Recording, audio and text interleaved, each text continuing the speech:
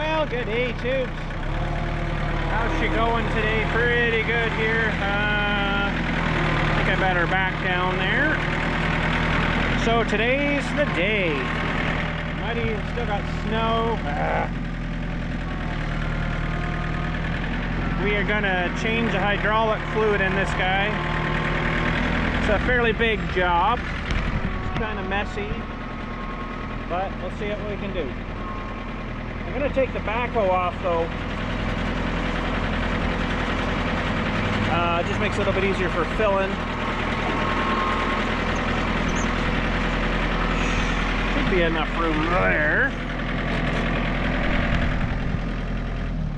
Keep a bit of throttle on there. So what we got to do here is get the backhoe off. I haven't done this for a while, but those guys just down. I'll have to adjust them after. I don't want to go too much because you don't want to put negative pressure on anything. Get this guy up. And down kind of like this. And we don't want to put, like I say, negative pressure. We got to get these pins out of here. So we just got to push this down just enough so we see a bit of movement there. There we go. I think. Ooh. Maybe. It's been a while. We might need a little bit of something to force that one out. I'm gonna have to put you on the chest mount here. Let's see if this one will come out. It should just come out, but we might need a tool. Okay, let's see if we can pull this guy out. Maybe I pull that up and around, that might help. There we go.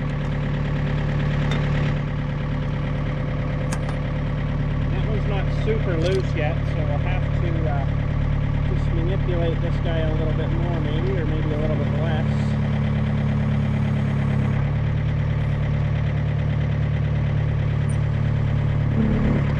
There we go. A little rusty in there, but hasn't been out probably in about 10 years, so that's not too bad. Now this one, let's see what's going on with this one.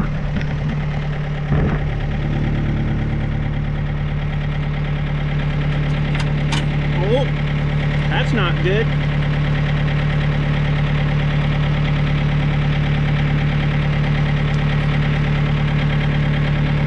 Oh, there she comes. There's a little ball bearing in there that might be a little seizured up.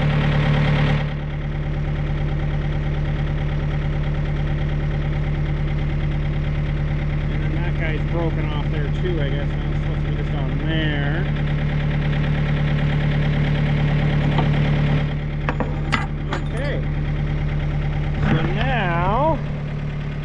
We got to do is bring the whole arm up, and this will come away from the carrier. We got to shut it off then once we can get into the hoses here. So we'll bring this guy up like this, and this should pop out of the carrier here. Might need a little bit more down pressure though. I think now.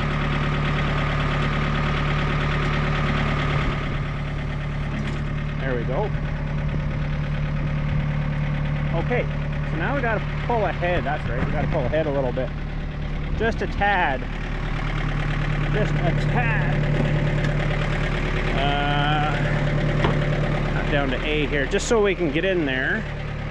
And then I usually lower the thing right to the ground then. Let's make sure we're clear.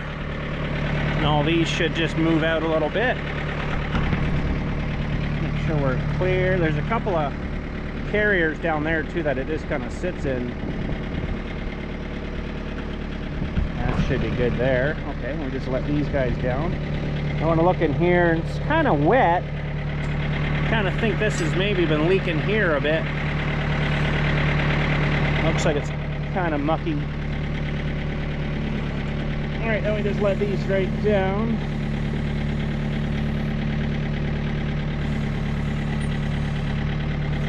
And there's no risk of it falling.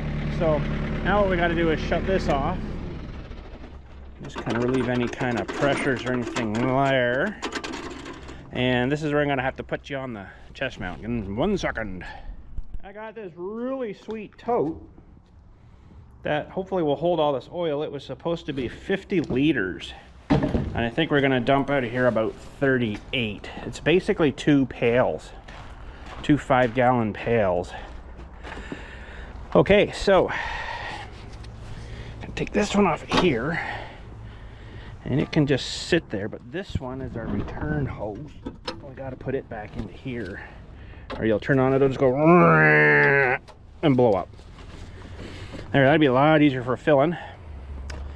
And we're naked. We are off to the, well, I wouldn't say races, but so I've been driving this around a bit, and for about 20 minutes here. Warm, but it's not cold, just to get things a little bit moving, we'll say. All right, should be good to go.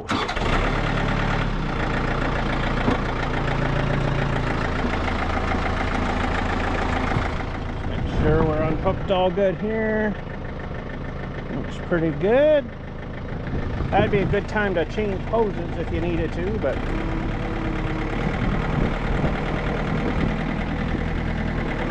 we're gonna back her in or drive her in. Might be better to drive it in.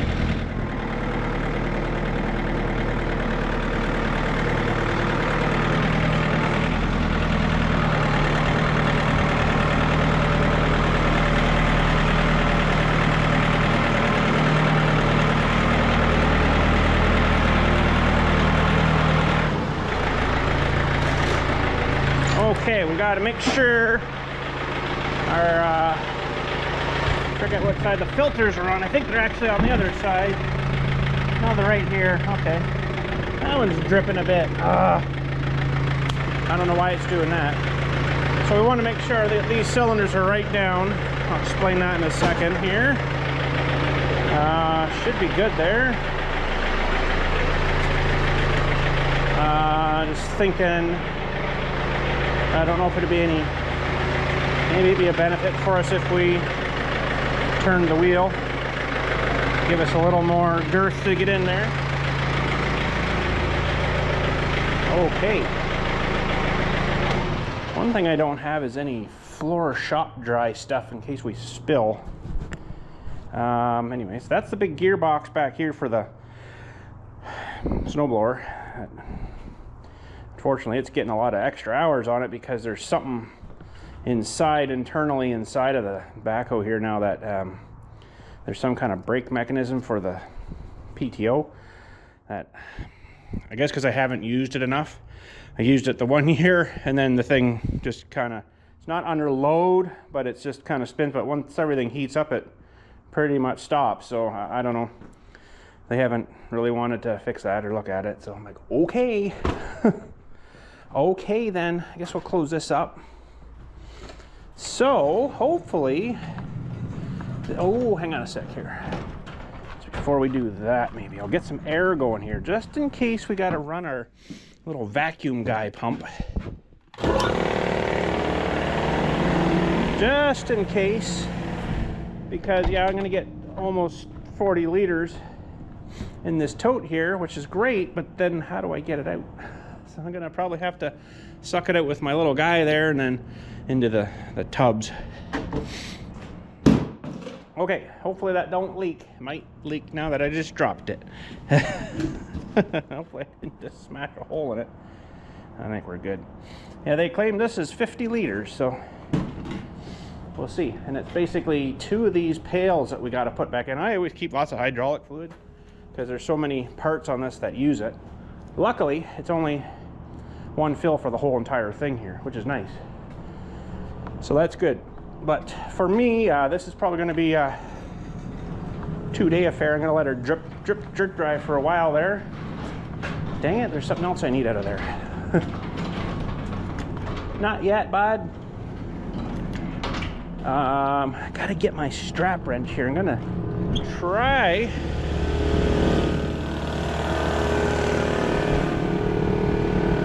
to get it off with this, but I kind of have a feeling that this ain't gonna grip too well anymore. But I have a nice fancy schwancy new tool here. It's a gigantic filter plier. Gigantic, it's huge. Goes massive from 50 millimeters to 120, so hopefully that big filter. Ah, dang it, I didn't bring up those filters. Well, that's okay. We might not get quite right into that part of it here anyway, so we're gonna need something for us to lay on. And there's a couple of things under here we gotta get to. There's a removable, it's on the side here somewhere, on this side I hope, can't really remember, removable suction screen filter thing that you can take. Lots of filters on this thing. So I gotta remember where everything is now. So we're about 4,100 hours on this. I don't remember when we did it last, but that means it's probably due. So we'll get a light. Get our big light here. Maybe we're gonna need that. Once I get under here, I'm probably gonna put you guys on. Thanks, David, for sending me this. This is awesome. Oh, Dylan must have been out riding his bike again. Getting my floor all wet. Couldn't blow it off with any air. No. Oh, I gotta remember everything is bottom drawer, bud. I'll get the big hefty battery out here. Yeah, that's not nice. Let me use my nice new cardboard to lay on for his frickin' bike to sit on. What the heck's up with that? I don't particularly like that idea. Jeez, bod. I kept this nice and clean, and he puts this dirty, leaky bike all over it. Not mad or nothing, but it's like, dude, take some air to it and blow it off before you come in here. Okay, hopefully that's not too much light. And we're gonna need this fella under here because we gotta get, oh, I guess we don't need a lid on it. We basically gotta get,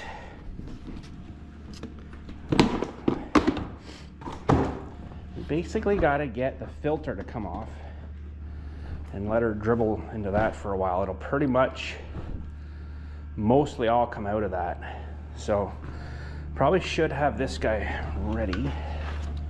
Make sure it's working, because this thing's been all right, but it's been a little temperamental, where it's, you put the air hose to it and then it's just not working, and because this will suck it out of the thing for us.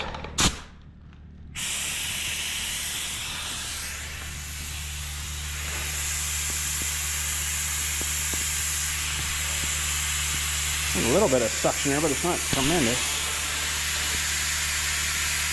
It's maybe a little better there. All right. Just in case, I think we should be able to fit it all in. So we have two filters under here. One is a big giant suction filter, and the other one's actually the hydraulic pressure filter. And I am willing to bet this thing is not gonna grip enough. And it is kind of tight under here, so we're gonna maybe throw you back on the other little tripod. Okay, I'm not sure you can see, there's a couple of big giant filters here. We'll try the strap wrench on it though. And I don't think this is gonna work, but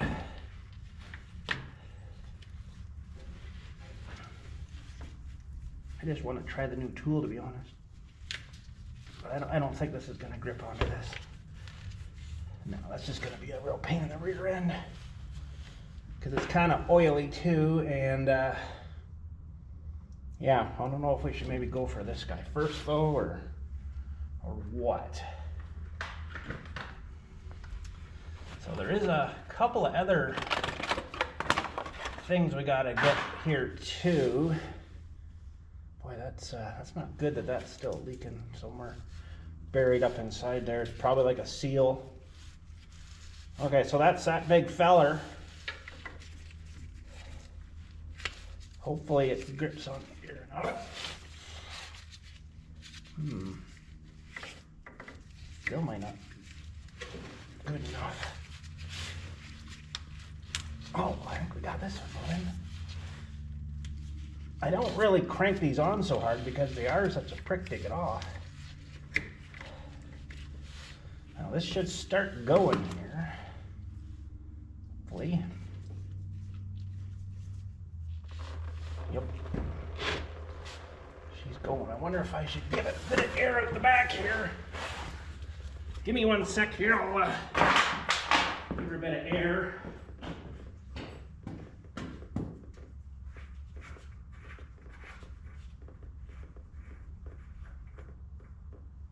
Just undo the cap, still cap. And this is what I was saying. This is what takes quite a wee while to get going here. Oh, this one's not leaking as much as I thought it might have been.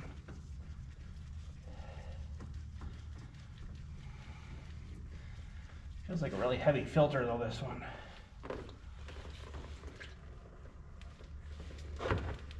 Ooh. Maybe that's just around the edge, but there's some crap that came out of this one. Not really sure I'm liking that. Okay. So, now the fun part goes with this other one. I gotta grab a couple of towels here first though. Crap, what did I put in right here?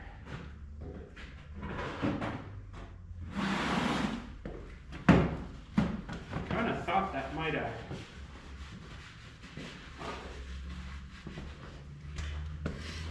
dropped a bit more out of there, but apparently no. Okay, so these are adjustable too here. Oh, the angling is just stupid. Not very nice. Ugh. I don't know if I'm gonna be able to grip this enough. Oh boy. I don't know if I can grip this guy enough here. How the heck did I get that off before? I think I had to really mangle it because it's a big feller. These things bend. Oh, they do bend. That might help. There we go. Oh, geez. Okay, they bend a bit, but then they kind of don't.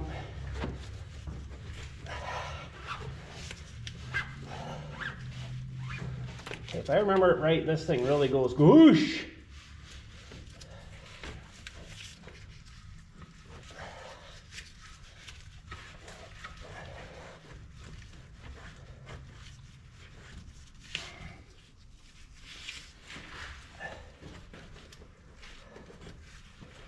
And I've got the new filters, but I don't have them right here with me.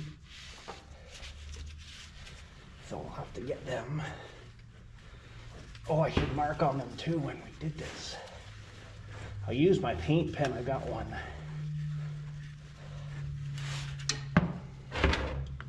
Okay, I'm not liking how it's not dripping yet, but it's moving off. What is that telling us? It's just gonna let all go at once. Get me in the face. Kind of wonder if I should open up that back valve first back here.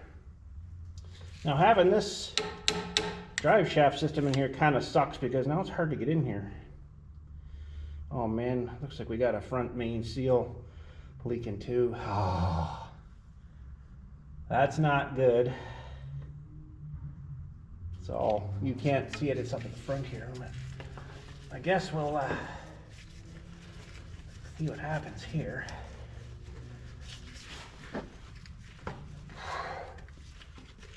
This is nice, but it smooths on you. I didn't realize it was going to do that.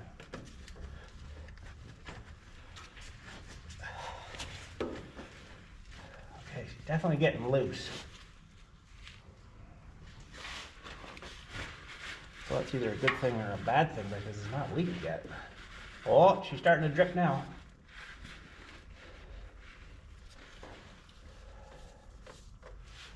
Oh, there she goes. Okay, we'll just let her do her own thing for a wee while here, I think. Because if you take that off, I mean, I'm telling you, you're getting drenched. And it is not pleasant. So, yeah, up the side, you can kind of see, follow the center line of the tractor past these filters. There's a plug there, and then up on the side of the tractor is where that removable filter, cleanable screen thing is. So we'll get it all out too and clean that after it's all drained out here. I'm probably just going to let this go for a bit here, to be honest. That is one heavy filter. That's meant for pressure, this one. That's why it's so thick and heavy. But I probably shouldn't leave it in there because it's going to take up room.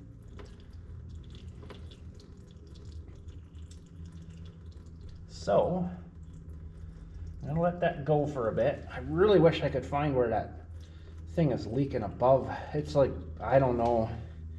It's probably a seal, something going through one of the casings in the transmission, and it's just enough that it's leaked since about 5 years old. This thing has just been going and going. All right, I guess that's, oh, look at this. March 8th, 2018, 2,300 hours. There we go, there's the evidence right there. So that's when we did her last. So that's probably longer than it should have been, but better late than never. But I got something to confess. With this leaking here, and probably the back fitting a little bit leaking too, I don't want to call it neglect, but I kind of neglected to keep an eye on the level. So I was using it this winter, and everything was good, and I started pushing some snow, just brought it out of the garage down there, and just started pushing snow, and I got down, and it just stopped driving. I'm like, that's weird.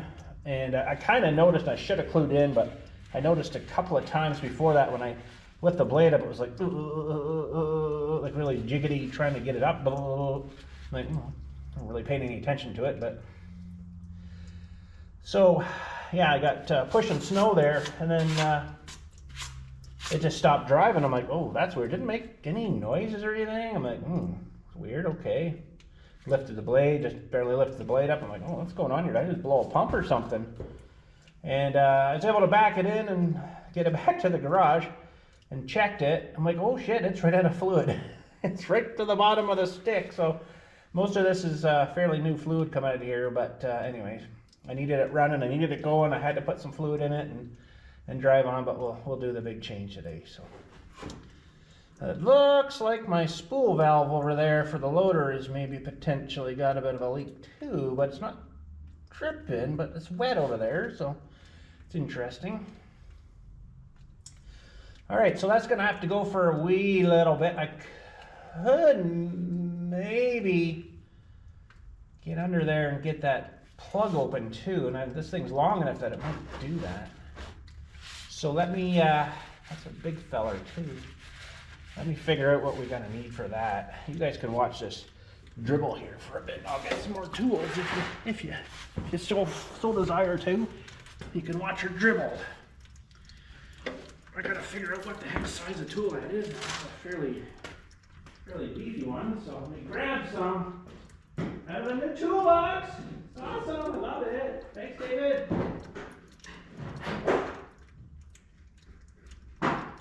Almost kind of wonder if that's a 7/8 under here, but I'm not sure. Oh, why are you changing dumping patterns? Oh, I don't know if I can reach that actually. It must be getting lower, maybe. it smaller than that. More tools. I should just bring it over me. We can do that. Okay. Yeah, that strap wrench is kind of useless.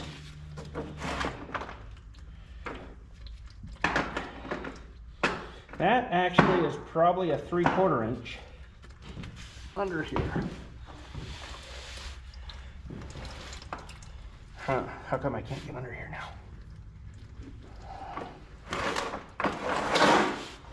That's weird. Oh man, it's smaller than that even. Holy. I don't think it's a metric.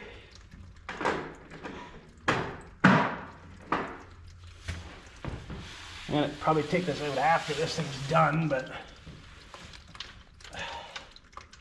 that wouldn't work. Well, let's see here. I'm not sure if you guys can see back that far. It's okay, I can't either, so I should probably see what you guys are looking at actually. Hi. Hi. Hi.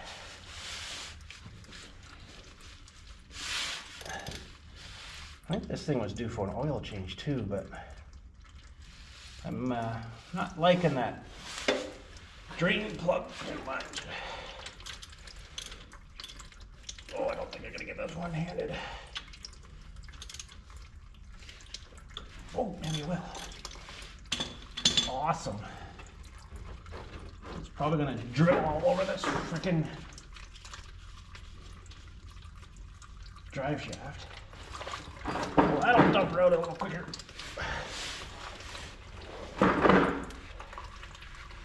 All right. All right. All right. And the trouble is, once this thing gets full, I'm probably not gonna be able to move it. So we're gonna have to maybe suck it out right here.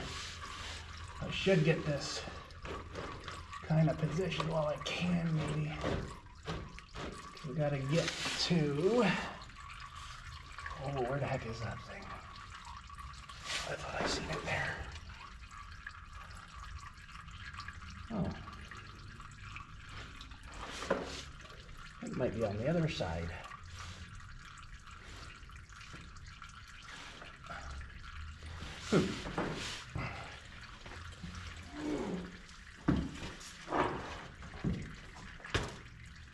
Well, I'm not positive now.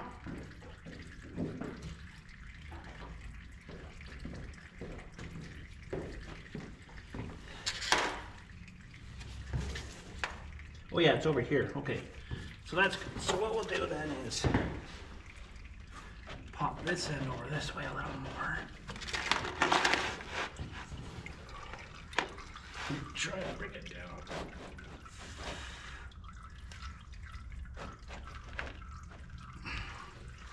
All right, that is really streaming still pretty good. So, I mean, we gotta be getting close here. I don't know if you guys can see the big stream from here. Let me see if I can get you guys now. Hang on a sec here. So that's streaming pretty good there still. Still some room in here, but in this tub, but not a lot. So maybe I'll get the vacuum system going here. We'll just take some out of it. I'm gonna put you guys down up here maybe. And we'll go get the vacuum started up here. I think it'll all fit, but I'm not liking how close that's getting.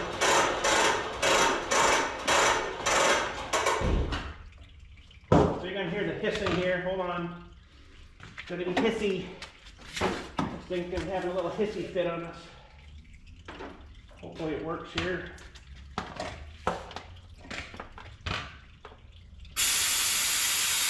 Oh yeah, buddy.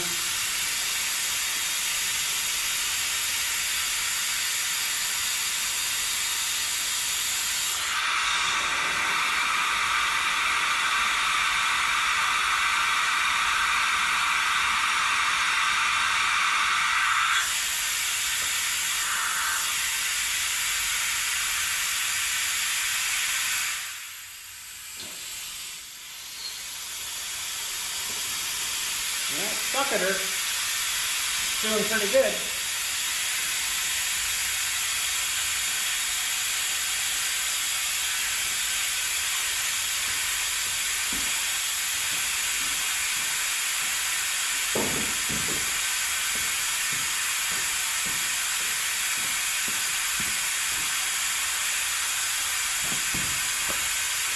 All right, now that's slowed down a bit, so that's good. Had me a little worried there for a minute.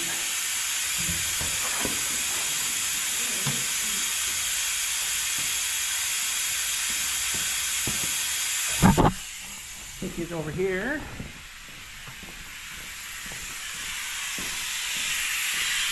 Kind of hard to tell the level in it now. Oh, I can see it on the bottom there. Oh, that's like full already. Holy! Wow, I didn't expect it to go that fast. That's definitely full already. Wow, that sucked it out really fast. All right, we'll leave that somewhere here.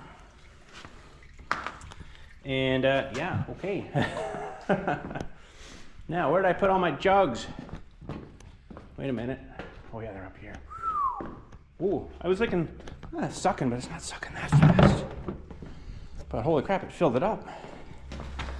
Okay, I'm gonna put you up here maybe, so you can watch here as we're doing this. All right. Wow, that super sucked. It's saying I didn't expect it to go quite that fast. I think it's right full. Yeah. I kind of think this thing has a thing to prevent it from doing it too fast, but or overflowing it. But man, I should have watched that a bit closer, I guess. Oh well.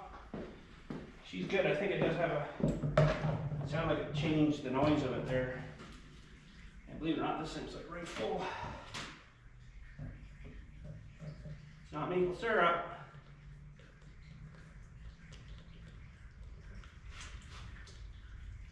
It didn't really look like it was coming down out of that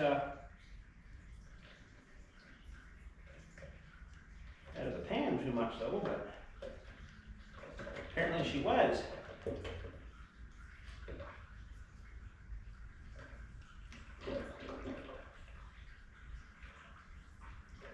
Now there's going to be a lot of hydraulic fluid still in this that we can't get out. Some in the lines, some in the backhoe, some in these hydraulics up here. So you're not going to get it changed 100% unless you dumped everything out. But we're not doing that. That's just craziness. Okay. I was kind of shocked how fast that went.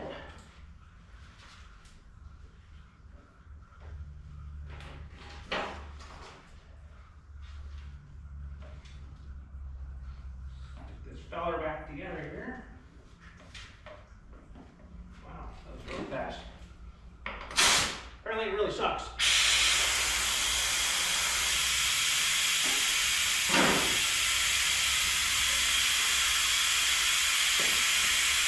Yeah, now you can kind of see her going up.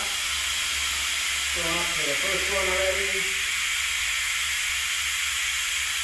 The first line here, I don't know if you guys can see that. It's up the middle. We'll bring it down here and we can have a look-see. The light kind of helps behind.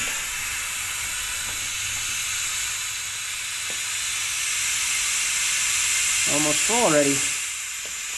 Woo-wee.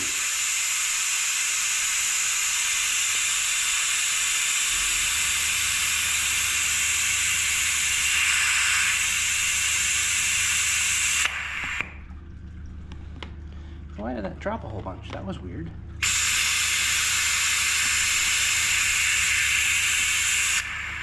Huh. Must be that much vacuum in there. Okay, so I'll put you back up here again.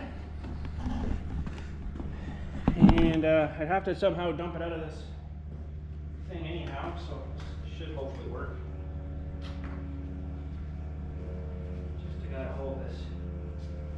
hose somehow here. There. It's really bubbly in there too, like foamy. Must create quite a suction. I think once you take that smaller hose off too, you get way better vacuum. But a lot of the smaller dipsticks, you can't use that without that small hose.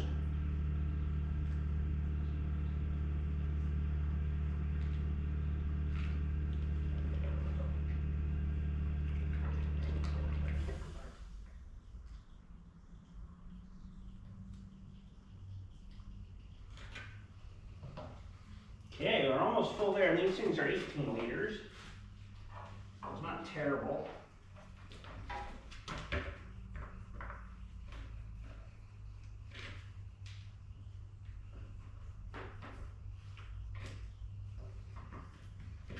Okay.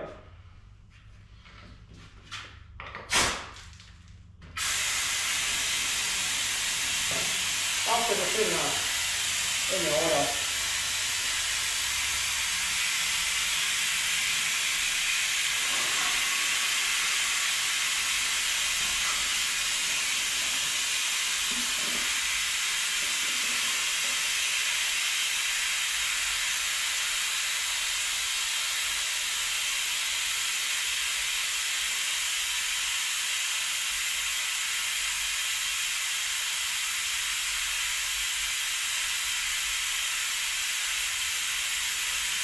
It's a lot easier to move this container now too.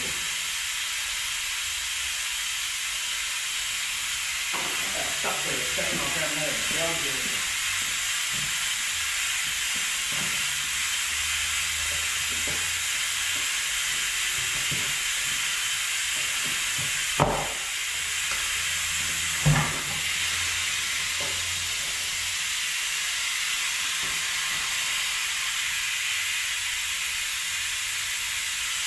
There's a tiny hose here that the two hoses connect together, the fitting that goes on this thing, and it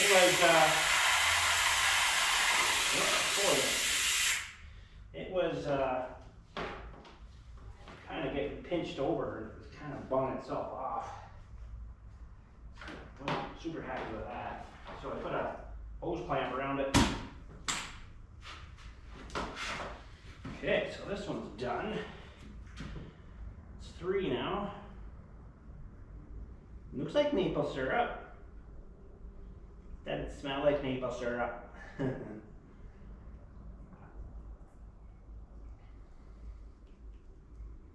We got a place over here I can take this stuff to for recycling. They'll send it in to whoever they do it with. Or we just throw it in the river. Down to that lake she goes.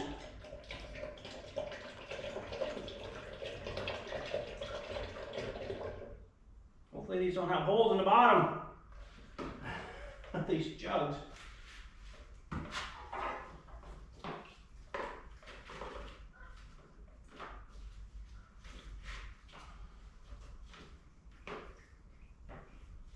Okay. Kind of glad I put my gloves on today.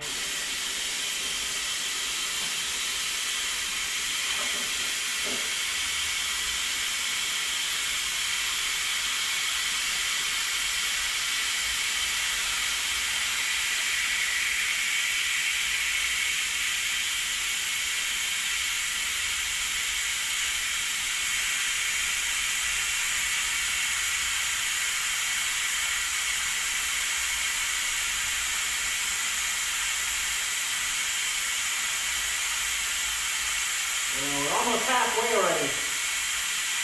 Pretty quick.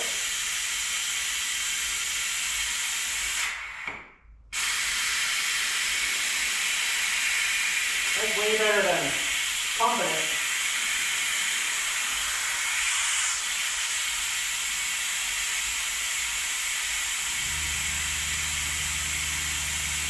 So almost the top ring, past the top ring.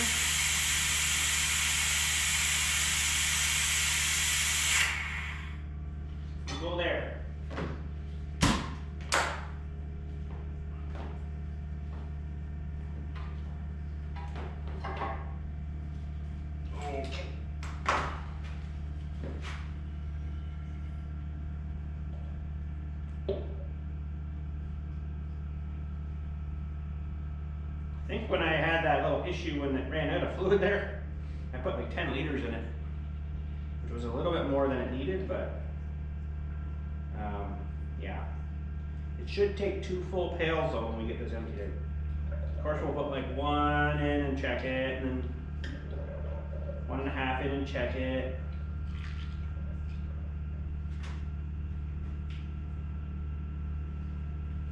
Okay, go for more. And spraying oil at this. But the air's coming out here. I guess the first time she vacuumed a bit too much. Oh well. Help us to rust and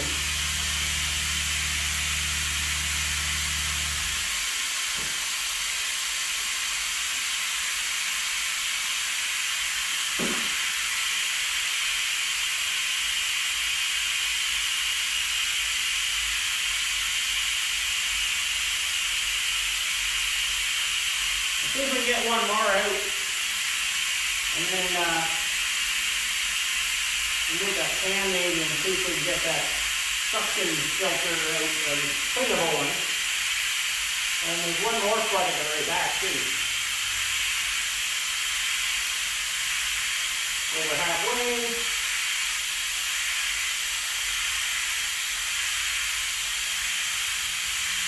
3/4.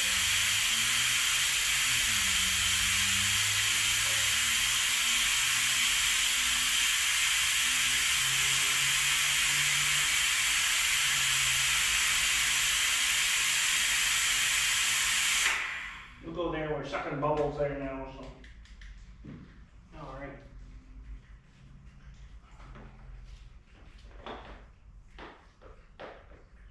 Well, this is going to be dribbling all over the place. I don't really have anywhere for it to go at the moment.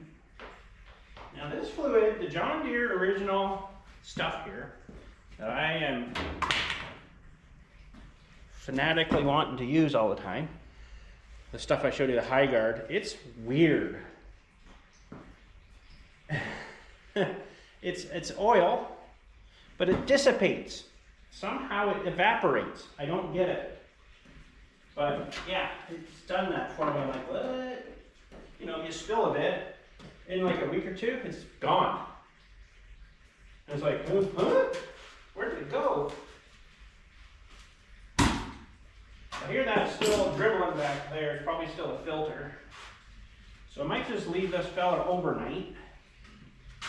And we'll finish her up tomorrow. For me, for you guys, it'll be all the same. So lucky you. I gotta go sleep once though. You guys don't have to. Unless you want to, you can pause and sleep too if you want to. It's totally up to you.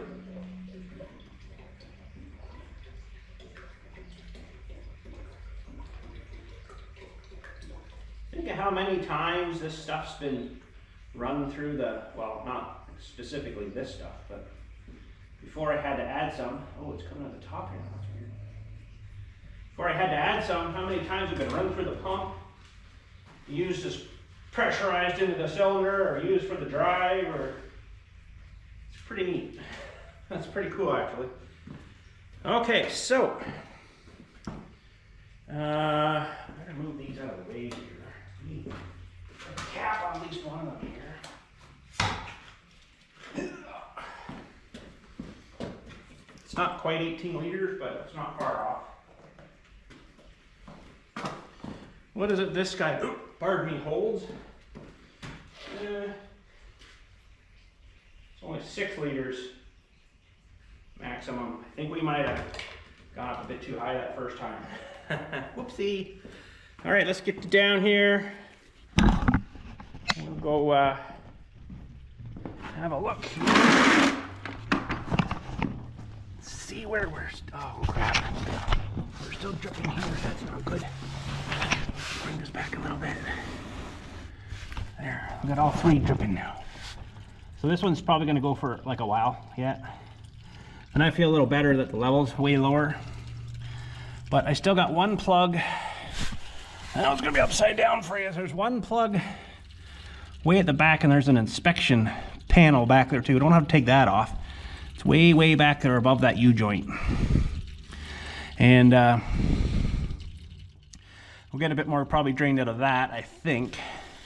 And then up on the far side, we got to do that cleanable screen thing, but maybe we'll tackle it tomorrow. I'll just let this go overnight. And the filter is still going to be right full. I could punch a hole in the bottom of that filter, I guess. Or just take it off now, maybe. Well, we try to take it off. It's not really running super fast now.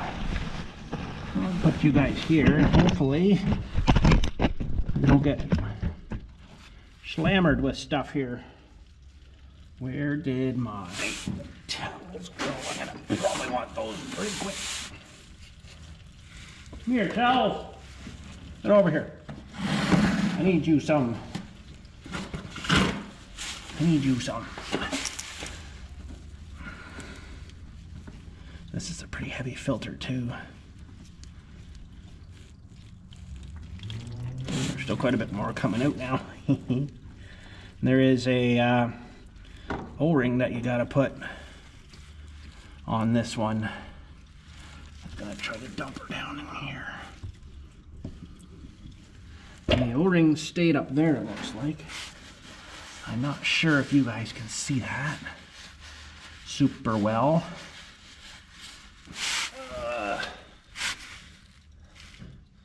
I'm just gonna leave it for now until it's done doing its thing.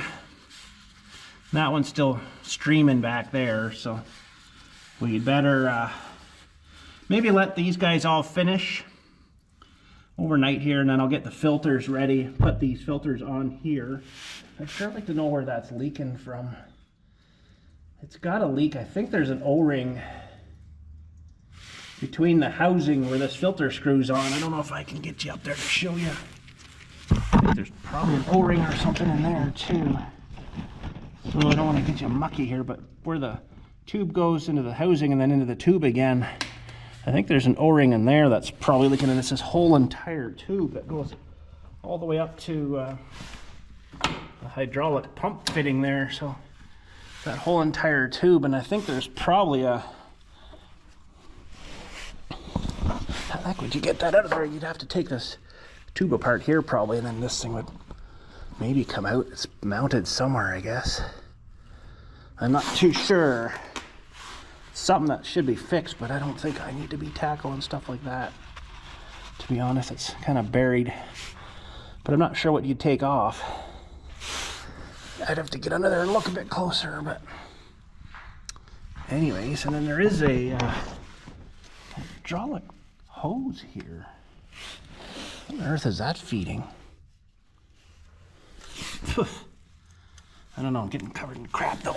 Okay, we'll let this dribble overnight. It'd be nice to get that one at the back going too, but we can maybe get this guy pulled over, the pan pulled over, and then we can get both of them too. This is a nice long pan. I like this pan, it works good.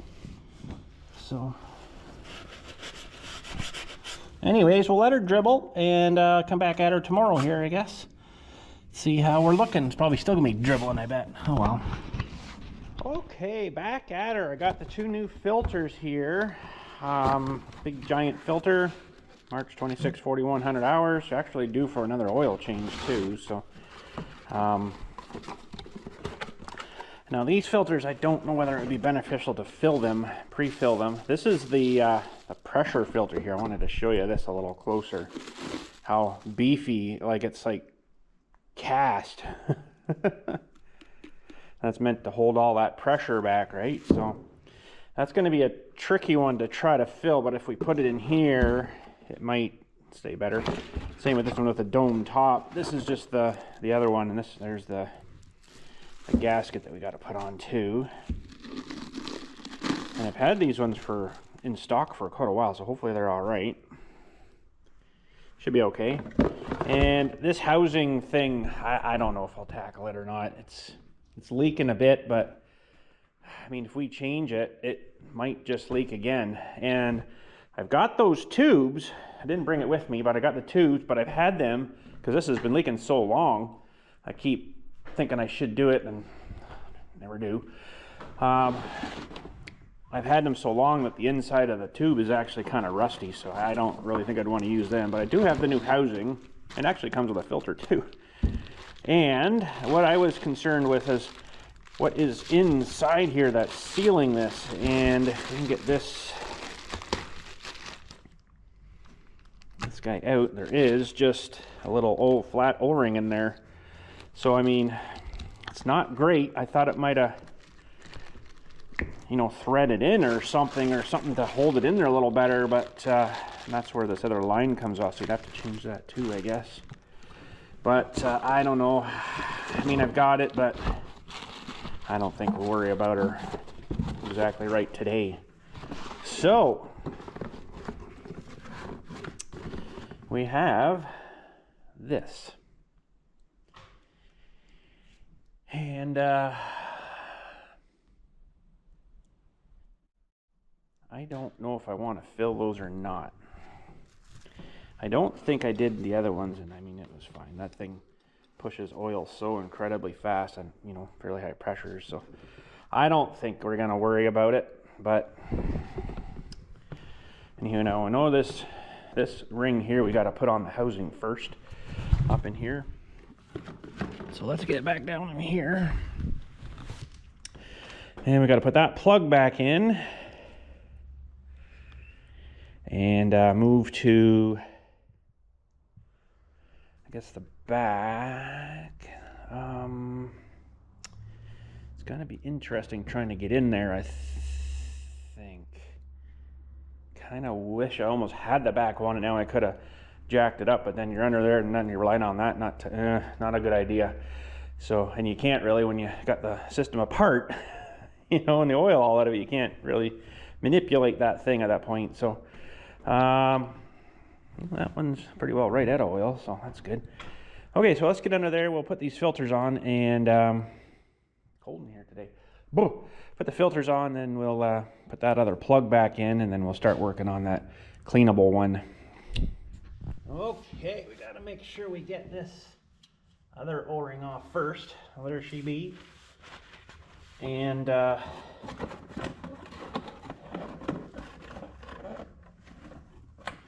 put this new one on, but I might try to give this a little bit of a swipe in here. Could be that it was leaking from. Like I say, it's wet here, but I mean, it could have been leaking from this seal in here. Hard to say.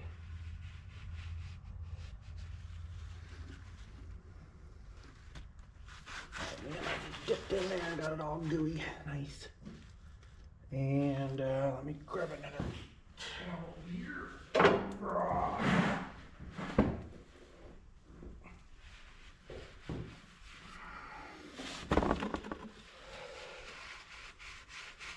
Same with this one. Okay. So our new O-ring, I don't know if we need to glop it up with anything, but let's see if we can get her on here.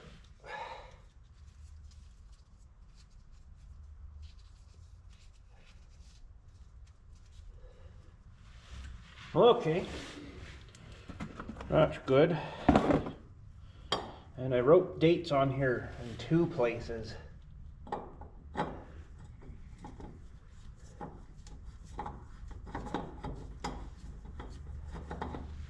Come on now.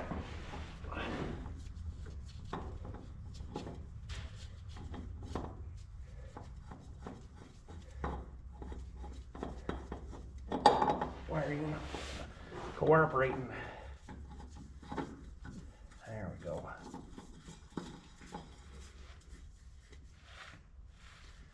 Hopefully that is going where it should, and hopefully that's tight enough. And the other one probably should lube the O-ring a bit on this guy. This is the pressure one.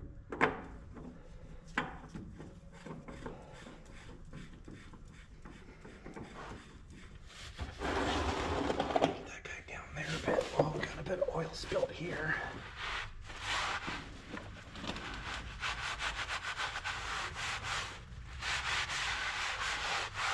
Funny, that stuff will dissipate like I was saying. I don't know how it does it, but better not forget to crank this guy up. That's probably good. I don't think they need to be wicked tight. Oh, this one I wouldn't mind seeing if I could go a little more.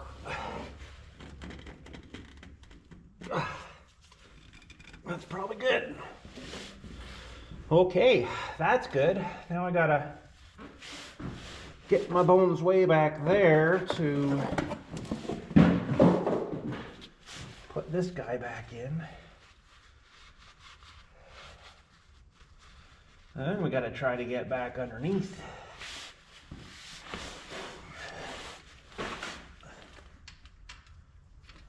To the back side here. I don't think I'm gonna pull off that inspection panel either. I don't really want to open up a great big can of worms. You know what I mean? Something like that could open up a big can of worms real fast.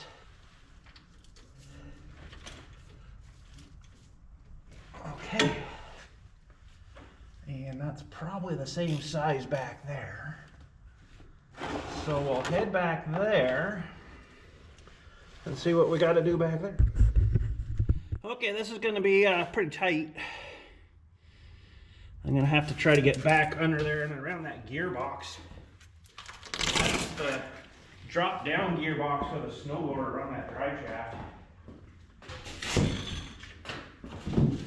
So it's going to be a little snug for me. And I never have checked the fluid in this thing. I probably should do that too. Oh, you turd, you look like a smaller one. Back here. Oh, I guess it's the same. Oh. Yep, that hurt some. End of the ratchet pinched me on this bracket here. That kind of sucked. Should be a bit of oil come out of here. I'll let that drain out. Not very much. Oh, that really hurt. Ow! So then I gotta get basically right just ahead of here is where that cleanable screen is. And we shouldn't have to take the big square out of there. It should be all either drained out of that front one or out of this one. Now there wasn't much back here, so that's a good thing.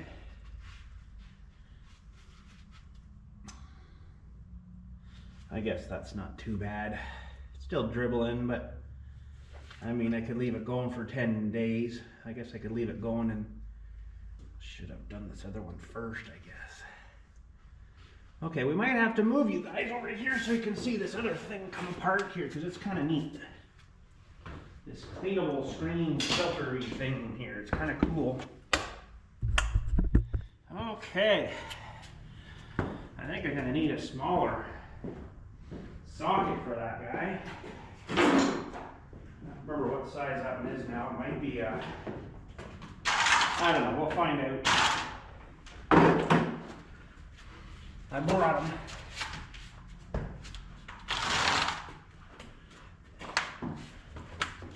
them. Okay, so we're working up here, and I might just grab my light too. Let's give you guys some light, but I can't really see the other bolt now.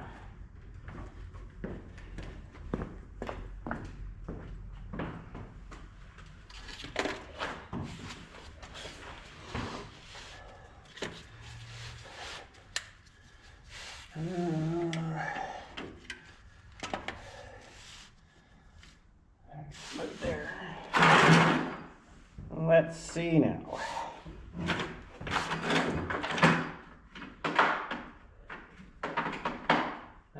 be a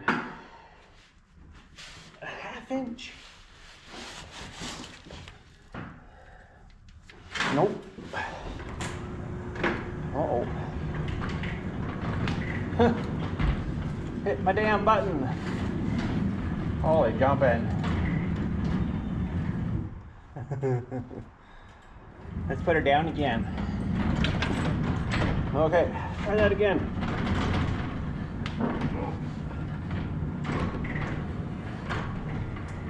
What do we need? A 7/16. Where are we? I think that should do it. Ow! No, that looks too small too now. What the heck size is this? Okay, I'm confused. Give me a sec, I'll find it. It's probably metric.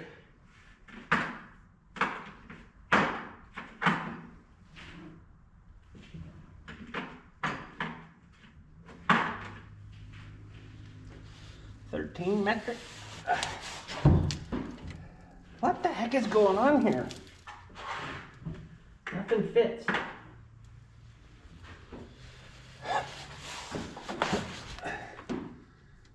Okay, there we go. 12 metric. Oh my goodness. I am confused. Okay, so hopefully we don't lose a whole lot out of this. I don't think we should have anything here now. Shouldn't have anything. And there should be an O-ring behind this too, I think. It's nice they use those O-rings, but the O-rings do flatten out after a while. Which is not a great thing, but... Oh, you're just gonna fight me, are you? Right to the end, are you, bud?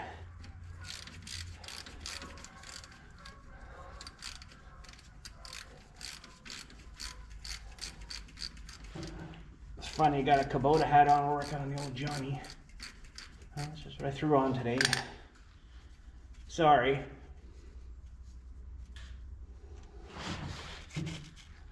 Okay.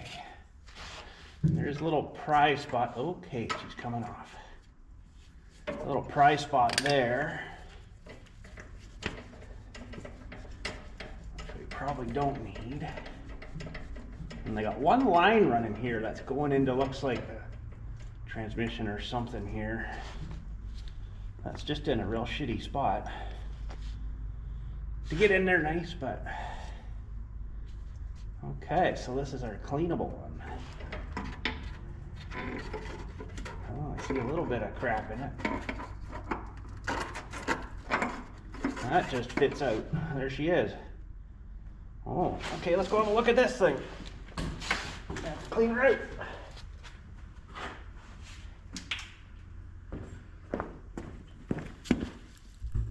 Well, I see not a whole lot, but there's a bit of stuff, and then if you move it, you'll see the odd little bit of shiny stuff. I don't know what some of this crud is though, but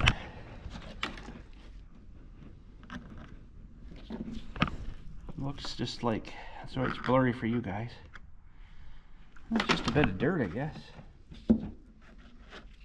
Picking up stuff off of there, so it's a very, very fine screened filter. So we'll run this through. Well, this doesn't have any magnets in it. Usually they do. We'll run this through the parts washer here, I think. Okay, let's see if this old girl's gonna work. We had problems with it last time we go on. It seems all right now. Okay, let me grab that filter. And I don't know if this is going to clean this out great, but I'll have to blow it up with some air after.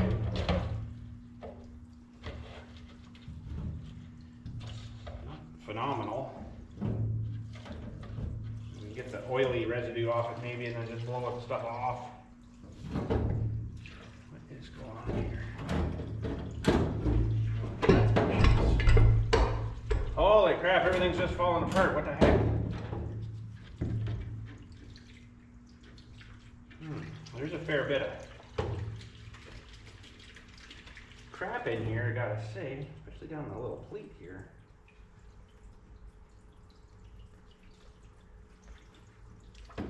That's not a good thing.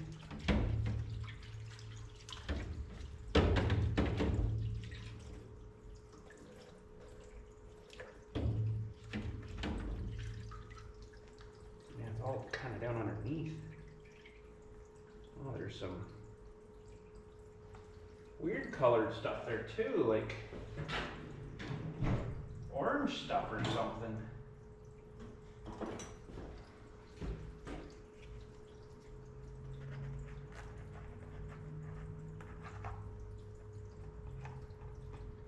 I have no idea what that stuff's from. Could be something from one of the filters even.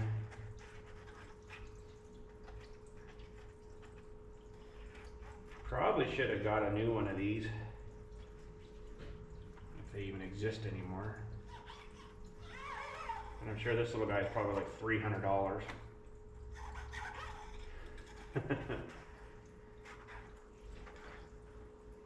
Not kind of crazy. Suppose that kind of opening up there. It goes over to, I think, here, so there's a bit of an overlap, but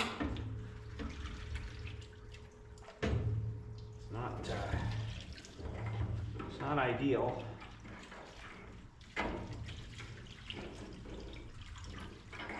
So we'll get her wrung out here. I'll try to gently blow it with some air maybe. See if I can get some of the crud out of it, because it's not great looking. All the stuff kind of sticks in this guy too, because it's such a fine mesh. But I don't think we got a whole lot out by doing that, so that's not good. Okay, we'll just give her some light cleaning here. Kind of blow it out from the inside out. Especially around this area. Can't really see anything coming out, but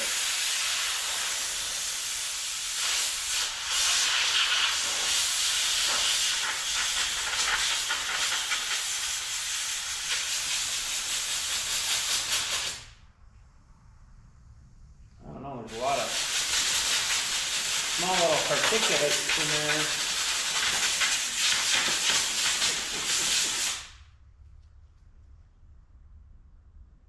Still a bunch of junk down here too.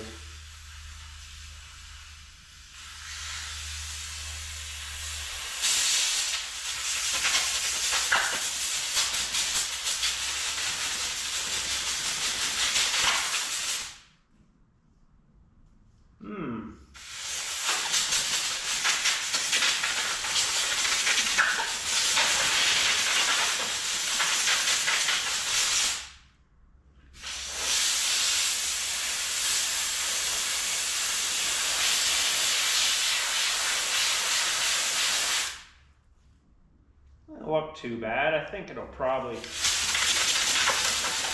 still be all right.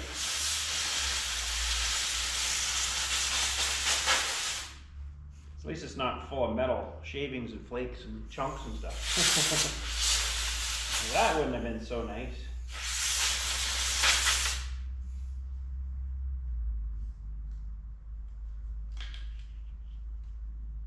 Still some junk in there.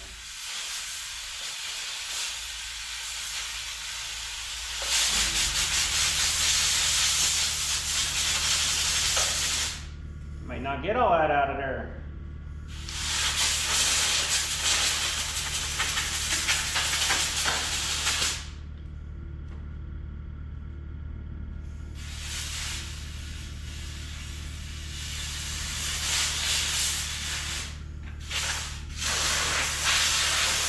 I don't really want to split that open too far and stretch it, rip it out or something, right?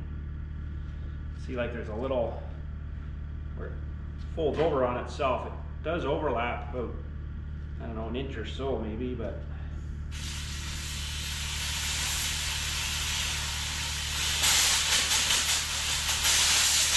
there's a little bit of crap still in there that just doesn't seem to want to come out.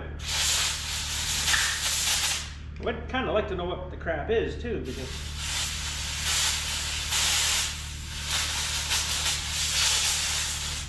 other than parts, shouldn't be anything.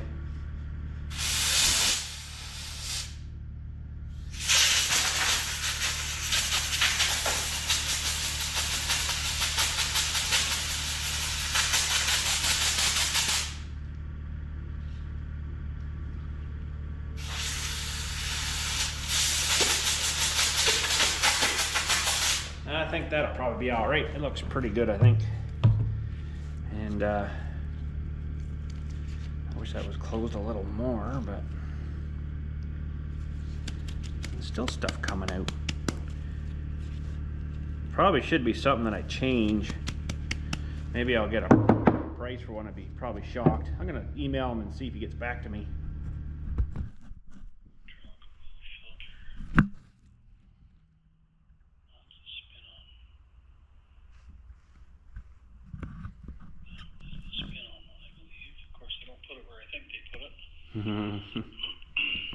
Might be part of the transmission assembly. Yeah, I'm just wondering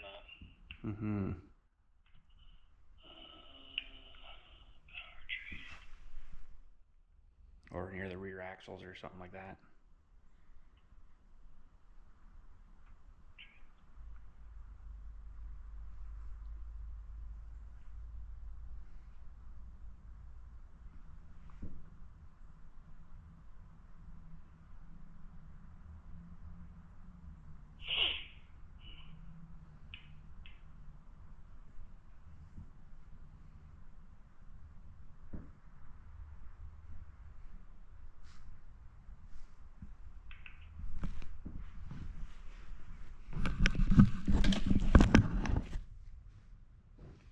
Stamp a part number on this guy, which is weird.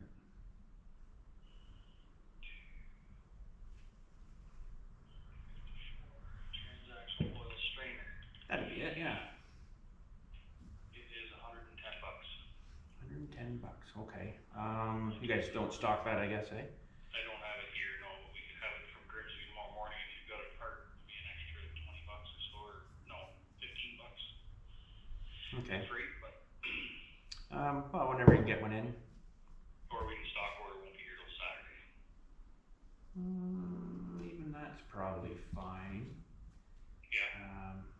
Yeah, okay. Let's just do that maybe. I guess if all goes well, I guess if they don't, for some reason the parts don't get shipped on Friday night, then it wouldn't come till Tuesday, but Okay. yeah. Okay. All right. If you can order that for me. Cemetery? Okay. Yep. Yeah, probably can do that. And you said roughly when again, sorry? So it should be, if everything, all the stars align, it should be here tomorrow morning, or sorry, Friday morning. Friday morning, okay. Yep. Okay, sounds good. Yep. Awesome. There you go. Can you believe it? $110 for that little filter. What a ripoff. But I just kind of don't like how that's kind of come open there a little bit. That technically could penetrate stuff through and then go through your system again. I mean, it's not terrible. You can kind of see the little gap there. So, yeah, but that potentially might not be until Tuesday, and this is only Thursday today, I think it is. So we might have to do a take 2 on this one. I don't know. Maybe we'll stretch it out and finish it up, but yeah, fun times, eh? Oh, now it's on the floor. That's good for it. So $110 for a little filter. Isn't that awful? Holy. Unbelievable. But I guess we'll leave this thing here, and I was going to maybe ask him about these couplers too, maybe change them. I'd need probably this one and that coupler there, and then this one probably, I think it screws right in, so it'd be fine, but that'd be probably $115-$20 just for that little guy there, that coupling. And I don't know why it's done that. I've changed it once already too, and it's leaking again, so it must be just a bad thing. I don't know, but anyways, kind of didn't want to leave this thing laid up till then, but once we got her apart, you got to kind of do it. So that kind of sucks, but I guess we'll just leave her going here and just let her dribble out. I gotta get get this light here though and turn it off again.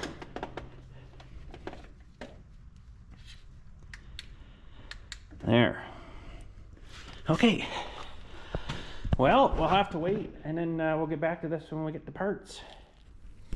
All right, well, we're waiting for that thing to finish draining out before we get the other side open there. I actually do have a copy of the technical manual for the backhoe. Got that a lot of years ago, just in case, you know. Kind of want to see a bit more of the in and outs of things, right? So, I want to kind of see where that big suction filter attaches. What is actually holding that on? It might be just those pipes. It might be something else above that you got to get off. Oh, that's not going to work like that, though. Okay. So you could get this in a book or a digital. I got the digital, and it was actually the same price as the book. So I was like, wow, guys, really? And normally what you would do with this to find where you wanted to go, you would look here, and then you'd zip through the book until these squares got down to hydraulics. So unfortunately, I guess if we're looking almost the middle of the page, so you can see here it's kind of up higher. There's some engine stuff. Pump pressure oil. That's a picture of the engine block, I guess. Interesting. There's your suction for the oil to be picked up from the bottom of the pan. So we'll just go down to hydraulics here. I don't know if it's going to show me that. Diesel engine repair. It goes into everything. Like, you got to be almost a scientist to read this, you know, even the valves and the springs and the keepers and all that stuff. Let's just go down to about here somewhere. What do we got here? An electrical circuit. All the electrical circuits of everything. I think we're down further yet. Electrical. Oh, it's all electrical. There we go. Powertrain hydrostatic component location. Okay, there it is. See this guy right here. Can we zoom in? Oh, we can. So that's that big one that goes up, and it goes up into, this is a rubber guy here, and this is actually leaking here, I think, too. That's one of the pumps. That's a pump there, and then there's a pump here. There's 3 pumps on this thing, believe it or not. One, I can't remember which one operates the loader and the backhoe. One operates the drive, and one would operate like, oh, your other, whatever other stuff you'd have it. I'm sure it lists it here. There's the actual transmission. So somewhere in this guy here too, and it could be, I'm not sure if that's a shaft coming out. That's a shaft coming out. I'm not sure if that's a shaft coming out, but it's kind of on this side of this thing. If this is, yeah, this is forward. So it's kind of dripping down through, and then it's coming. So it's coming out of, there's a shaft there. It could be a seal there. It could be something here that's just, maybe one of these bolts is just not tightened up. It all needs is tightened up, you know, like something so stupid. But yeah, it looks like this guy is mounted to that bracket that looks like it mounted up underneath there. See, this looks like it's got a flex hose on it. So if I wanted to fix this, and I actually do have these because this was starting to leak a long time ago, and I looked at them like, oh man, I don't know if I'm brave enough to tackle that. But there is a clip on here that's not showing, and a clip on here, one of those big, huge hose clips. So that's interesting. Oh yeah, one of them is your steering too. That's right. It's your steering. Oh yeah, it looks like we'd have to get this bracket off, take it off here, and then take it off here. This would be the time to do it too. I might see if I can find the parts. Oh, that's the hose. That's a hose that goes up to feed the transmission. Okay, there should be a return somewhere too then. Okay. So this is the pressure, this is the suction. So this sucks it out of the sump and then sucks it, the pumps suck it up to the pumps, and then they pressurize it to these high pressure lines through this guy again, I guess, and then into the transmission. But this should have a return line somewhere. Oh, got to be one somewhere. It's not in that picture though. Yeah, there it shows you an arrow. So it's pumping it pressure-wise here now. So now it's going at like 3,000 psi. That's why this filter is like a real hard, thick canister. So it's meant to take that pressure. This one's just kind of pansy-like, right? Okay, I think we're getting the idea. That's your steering wheel would go on here. So when you steer, you're actually steering, pushing fluid from one side out the other side. There's 3 lines there, though. Oh, there'd be one for a bypass, probably. That's what this is. So there'd be one coming in, one when you steer it to go out to push onto the cylinder, either way. And then when you're not steering, there has to be one, because there'd be pressure getting pushed here all the time, I think. So it would bypass and then go down the center line. Where is this center line going back? It's kind of vague. This one, the outside ones look like they go down here to the cylinder on either end. So you could really screw someone up if you turn these around. You'd steer left, it would go right. Screw them right up. And then the third one in the middle kind of looks like it goes here, and then I'm not sure after that, because it looks like this one comes down here, down to the transmission.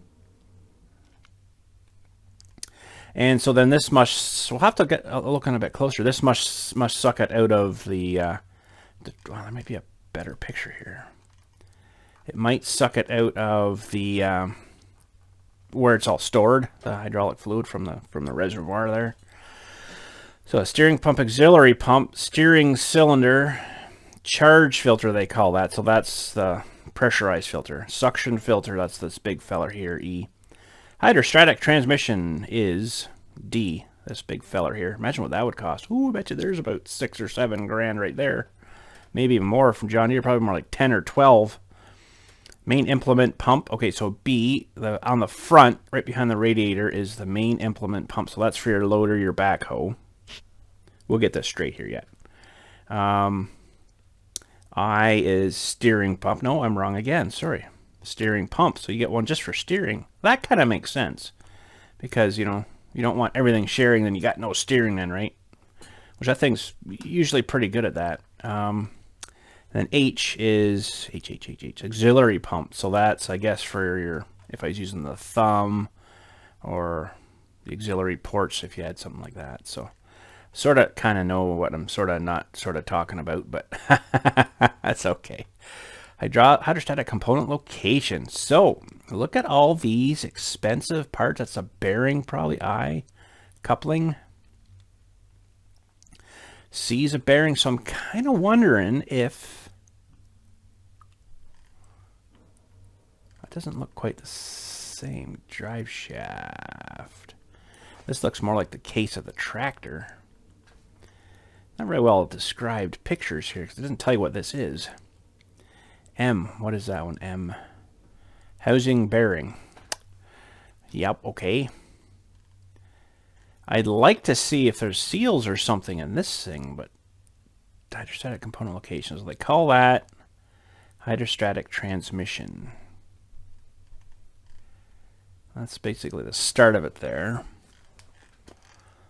Hydrostatic transmission. Let's go down a bit more here. Look at all these expensive parts that all have to work together. Oh, boy. Bet you this gear here alone is probably like $1,000 for one friggin' gear. There's some shift things there. So I guess when you're shifting from A, B, and C, that shifts something inside the transmission. What do they call that there? G and F. Fork range shift, yeah. So that makes sense. Sort of, kinda. This definitely looks like part of the casing of the tractor. Oh, like these expensive parts. This looks like the rear end. Yeah, this is the big rear end pinion gears and stuff. Imagine what that thing would cost. I bet you it's just massive. It should last forever, though. H, ring gear. Oh, man, all the differential stuff. Oh, imagine what this would cost if you had to replace something in here. To shear this guy off or something stupid. Oh, my God, just getting in there is just so friggin' buried, too. There's like the bell house. Oh, no, wait a minute. Wait a minute. Wait a minute. What is this part? E. Housing rear axle. Oh, God, it looks like a bell housing for a transmission. Holy, that's pretty monsterish, isn't it? Big gaskets and everything on it. Knock on wood. It's not leaking anything back there. It's all been good back there, so. Hydrostatic. Okay, this might be, let's see, fork differential shift. Oh, another thing I don't use a lot of. I kind of want to see in here somewhere if they show the braking system. Oh, there's planetary gears. That'd be really expensive there. Look at this thing too. Oh my God. Yeah, I want to see if they show the braking system for the, what is all this now? For the PTO. Snap ring number 29. These look like clutch discs, friction discs. Disc brake. Oh, interesting. For braking. Oh, that's right on the outside, I guess. Okay. Don't hardly ever use the brakes, to be honest. There's some friction disc stuff. KJ. Friction plate. J is disc. Yeah, so that's probably hugely buried in there. I just kind of, there's apparently supposed to be some kind of braking system in there to brake the PTO stuff. Z, what is Z? Shaft. Oh, it doesn't tell us much, does it? You should be able to see like the PTO, you know, where you hook on your implement on the back. There it is right here. Okay. So it looks like that goes through into a couple of bearings, into gear, and that would all assemble in here, I guess. And that goes inside there. What is that one? Oh. Piston clutch. No, I wouldn't think that's it.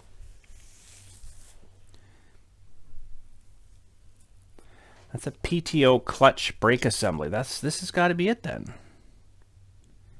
PTO clutch brake assembly. So something, I think when you pull the PTO on, so when I'm using my snowblower, pull the PTO on, it starts to run, right? And the blower runs, whatever.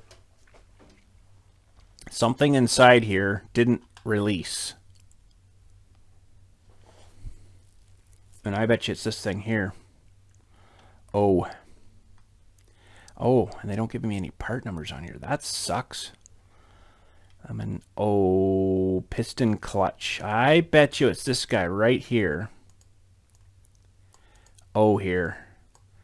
That seized on or seized in this housing, I bet. Although you would kind of think that would have been doused in oil. Or getting lubrication. Maybe it doesn't get it. Well, it should get it back here. But anyways, I think this thing burnt up. And probably burnt up these clutches here.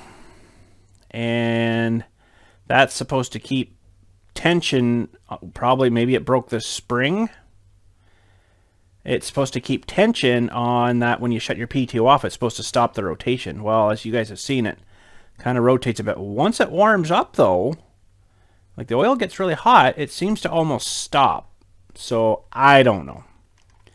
But this would be so friggin' buried. Oh, you'd have to take all this rear end stuff off, I bet, and all these hubs and everything out. I know a guy that would probably do it, but oh, that would just, look at all the parts. You'd have to know what you're doing. That's definitely something I'm not going to take on. I don't mind some of the smaller stuff, but not when you're disassembling all this crap. Holy jeez. All this would have to come out. Where does this actually? This must drive inside of here. And this big gear here would drive in behind here, I would guess. So the opposite side of this cover.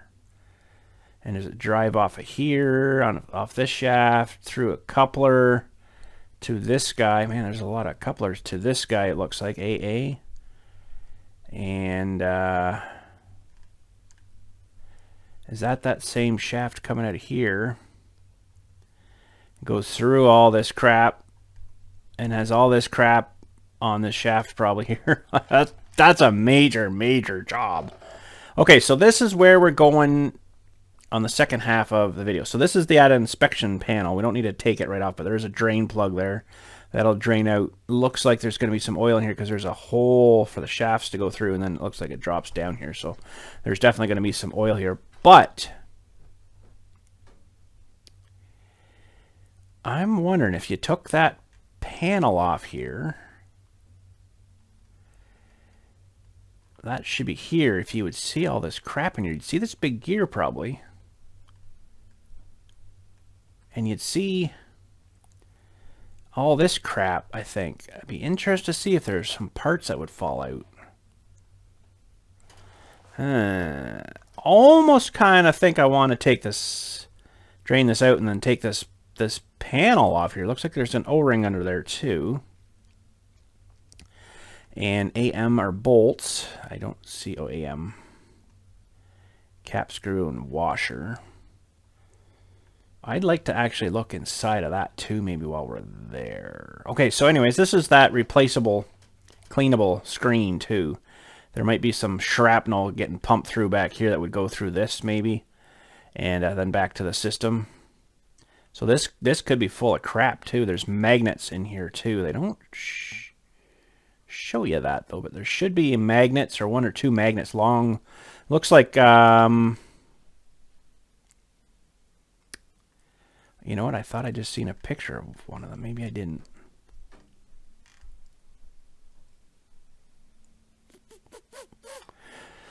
No, I'm not seeing it. But anyways, inside here there should be some magnets. It's like a long, it looks like a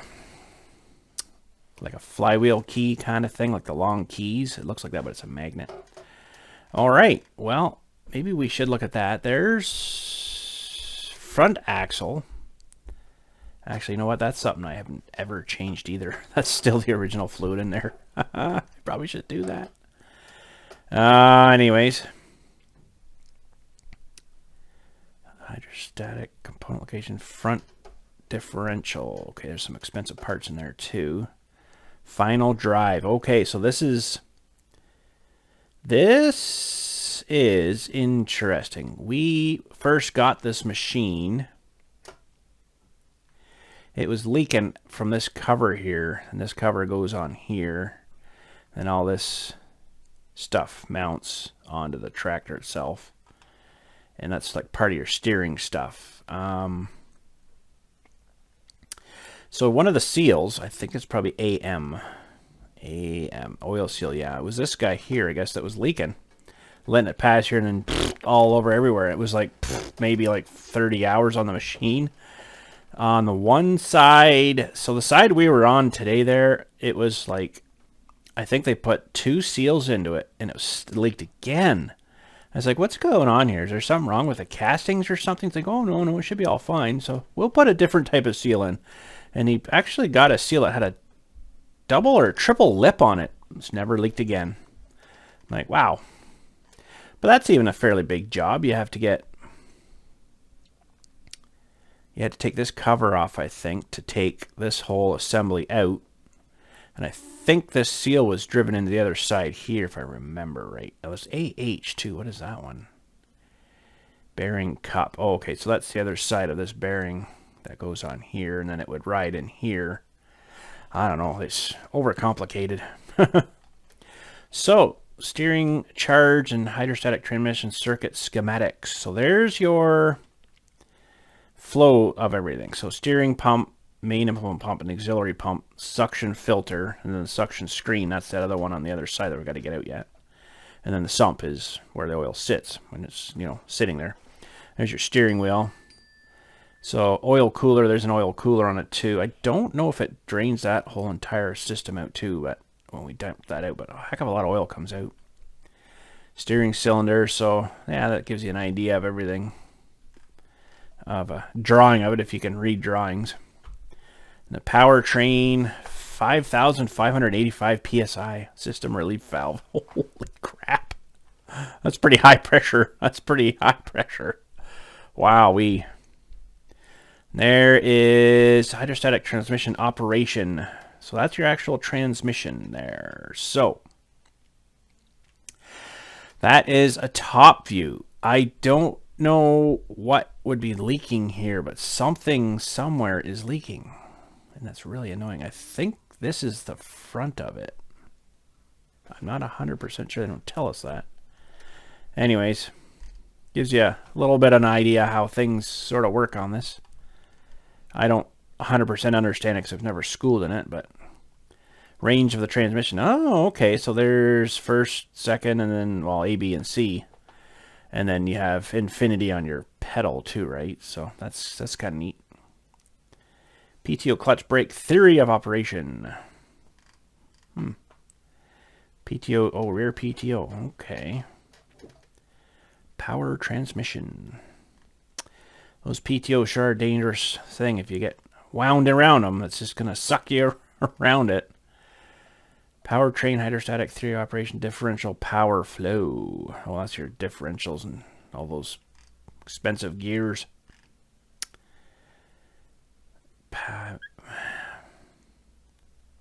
M forward power flow, side view. I don't really know what that is. Lots of good information though. There you go. Powertrain hydrostatic test and adjustment. Ooh, system pressure. We could blow the thing to smithereens probably if those pumps would even keep up anymore. Run tractor until hydraulic oil is at operating temperature. That takes a long time. That's a lot of oil to warm up. Disconnect throttle potentiometer. Anyways, this is how you would mess up your tractor real fast by adjusting this stuff. So we're just going to maybe not look at that too close. Okay, this is a better filter, or a better picture. There is the one I got to look at. But I wish there was a picture. I'm going to have to look and see if I can find my other parts. I've got this part, and I've got this big hose, or the big pipe. And I think I've got the other small pipe too, I think. I just have to find them again. But anyways, that's what we'd be looking at. We'd have to take probably this front one off. This would be the time to do it, but I don't know if I want to really get into that, to be honest. We'd have to maybe get it in and get a bunch of work done to it at the dealership, but I don't know. It's even worth doing now. Like, just keep an eye on the oil bud. But no leaks would be nice. But then we got that leak. We got... You know, this other leak. Powertrain hydrostatic test and adjustments. Differential ring gear backlash adjustment. Oh, I'm sure that's way out of whack too. I'm sure this tractor is pretty wore out. Unfortunately, there's all your pedal stuff, and look at all that mechanism, eh? Holy crap! Seems over complicated. Powertrain hydrostatic rear. All these little parts and O-rings to wear out, and all these holes to enlarge and wear out. Oh man, they're good when they're new, but man, they wear out, and yeesh. These parts aren't even probably available anymore. This looks like foot pedal stuff. Like we go up through the floor, yeah. Foot pedal. So far, it's working good, but that's a lot of mechanism even just for that thing. Like, holy crap. Okay, there is tractor front, splitting front. Ooh, hey now. Gotta take all this crap off. Take all this crap off. Oh, man. Powertrain hydrostatic rear. Let's zoom this in a little bit more here. There, we can see better now. This thing here, I think these are the little valves, the valve body here. That was the one of these was a little bit wet, so I don't know if it's been leaking or what too, but so it looks like they're splitting this guy open. That's a pretty dang big job on its own. Hydrostatic repair, transmission. That's all your torque settings. That's the 1-2 pump, and then in the front here somewhere is the third pump. Anyways, we'll get back to working at this thing. Guess they're still splitting this thing. There's a lot of stuff to take apart here. That's a big job on its own. Holy smokes. Looks like they got something off of here. It's probably seals here, or whatever that is. That's probably leaking on us too. Holy jumping. I don't really know. It's all internally kind of stuff. Holy smokes. I think you were digging this far into something, you'd have to be have this information to look at, or be a real smart dude to remember where everything goes back. It's like these guys that tear apart these transmission out of, like, you know, out of your car or your truck. I don't know how they put it all back together. Holy crap. If you sheared off some of these keys and it started jumping and skipping, what a mess that would be to get that apart. Unbelievable. Hopefully they're good and strong anyways, right? So look at 3 gears on like one shaft and splines. Oh, man. Unbelievable. But anyways, there's a lot of stuff in this manual. It's a pretty dang good manual. Hydraulic diagnoses. Measures pump flow. See, that's something I never had done too. System pressure, 1750 psi. Pressure too low, flow too low. Mesh suction screen may be restricted. Yeah, so that's the one we got to take apart yet, the mesh suction screen. So we'll see. It has been acting a little weird that way, so maybe it is blocked up with crap. It'll suck probably stuff in there. It'll be stuff all stuck to it, and we'll have to wash it out and get it all clean again, put it back in, and drive on. But anyways, we'll get back out there and see how we're looking. Okay, a couple of 2 or 3 days have passed, and we got our suction screen in here. And I just checked her because I like to check things while I'm up there, make sure it's the right one, because I've had things before I had to bring back. So that's our new one, and this other one probably still would have been all right. I just didn't like seeing a little pleat kind of open up and stuff kind of jammed under there. Where this pleat here is, I don't even know where it is. It's so nice and tight right now. So where's that pleat on this one? The join. It's got to be in here somewhere. Anyways, so that one looks a lot nicer. Anyways, you can definitely see a bit difference in the color between the two, even though that probably won't make much difference. And these, I believe, are the same on either end. Actually looks a bit longer on that one. Maybe I'm just not seeing it right, but anyways, I think we'll be all right. Okay, now we got to get back under here and try to get this this turd back together. If this gearbox wasn't here, it would have been way easier, but right now it kind of sucks getting in there. And I don't know what the better way is to do this. If it's better for me to go in from this way and kind of work up that way. We got to get this plug back in here first, I guess. And let me get you on the other tripod here. Yeah, I don't really want to take that big cover off. Like I say, that potentially could open a real big can of worms. And I guess once we get this tray out of the way here, which it actually might fit right out of the gearbox. That thing's still dripping. It's been sitting here for like 3 days. I just seen another drip come out. Oh, it's perfect. I'll fit under there. And then I'm going to have to get myself up because we got to get that guy strainer, they call that. I think what that thing is supposed to do is where it sucks it in out of the case here. If there's any junk laying in the bottom, it's supposed to get stuck in that screen before it starts sending it through the system. It's called a strainer. So we'll have to get that guy back in, but I'm not sure where I'm going to put you guys because I think I'm going to have to get right in here so I can make sure it fits into that little, there's a little hole thing it's got to fit into there too. So okay, well, we'll maybe not turn this other light on because you guys will get blinded by that, but we'll get back here and turn on, or put this other plug in first. Then we'll have to move you around a bit. Okay. Yeah, because I think if I turn this guy on here, you guys will get super blinded by him, so we'll just move out of the way for this one. And hopefully,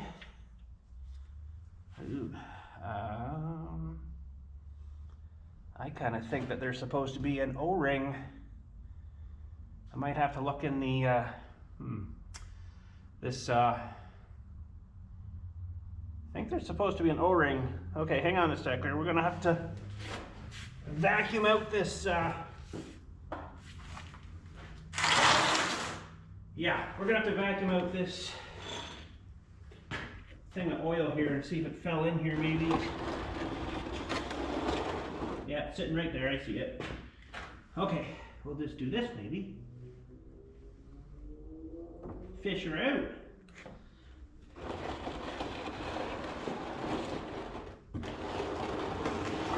There's just a little rubber O-ring. I probably should be changing, but it wasn't leaking before. And hopefully it won't leak now.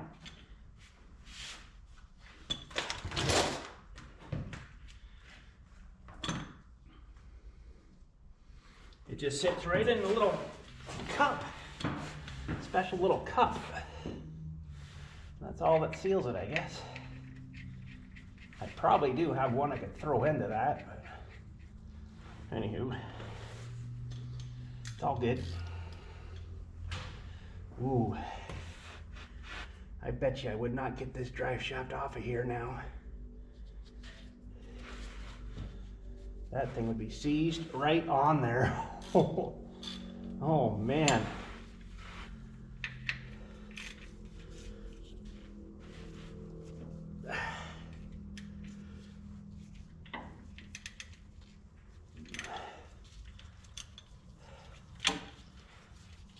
Oh, oily now. That's probably good. Okay. Yeah, this is supposed to come off of here, but I don't generally take this gearbox off anyways. It's, I don't know, it's kind of a pain in the rear end to get it off. And the only thing is there's a hose, I don't know if you can see me, there's a hose that comes from the return line and it goes down the side here into the back. I guess it just dumps it into the back here after it runs through the pressurize and through the, it would go through the backhoe and then come back through here. Then it's just a line here, but it looks like something's been rubbing on it a bit there, so I have to keep an eye on that. Okay.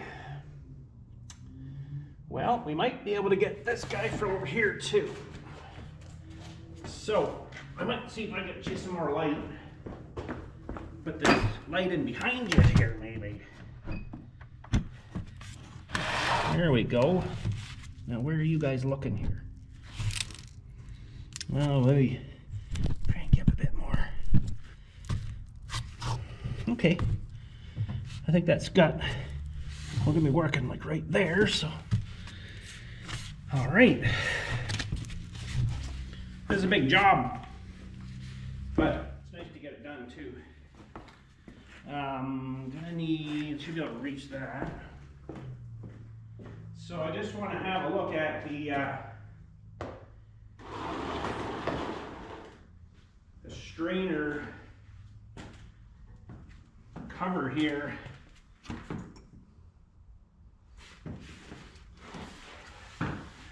Because there is an O-ring on this too.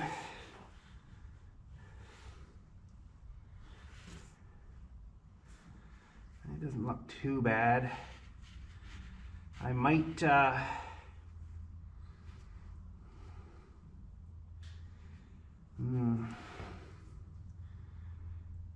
might just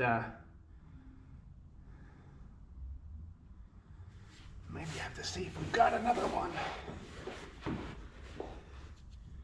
Okay, it should be that way. Oh, it's still gonna be a bit of a reach here. It does say up on it. I'm gonna maybe just take you back to the bench here. And I've got some O-rings. I probably won't have this one, but I wouldn't maybe mind switching this guy. Yeah, that's a pretty big mother of an O-ring. I've got some fairly big ones here, but I think they're going to be too thick. Yeah, these are way, way thicker ones. Too small. Too small. Yeah, they're too thick, I think, diameter-wise. Like, these are all There's a close one there, but it's way too thick. So that's not so good. I didn't order one of them. Guess we probably should have, but I just see it's a little bit, this will be the bottom here. It's a little bit kind of smushed there. Let me just grab a pick here quick. We'll just maybe pull it out and have a look at it a bit better.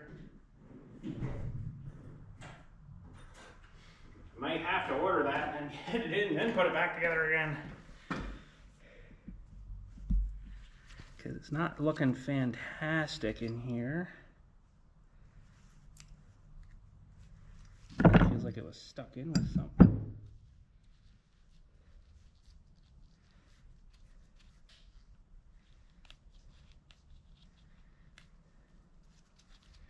Maybe I put some kind of goop on it before because I was like, oh, I could replace that, and we didn't then either.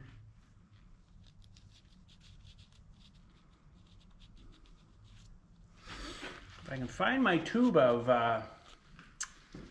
anaerobic stuff, I might just put some of that on it. It doesn't feel too bad on its own. It doesn't look too bad. It does have a bit of crub in it here though. A little bit of crub.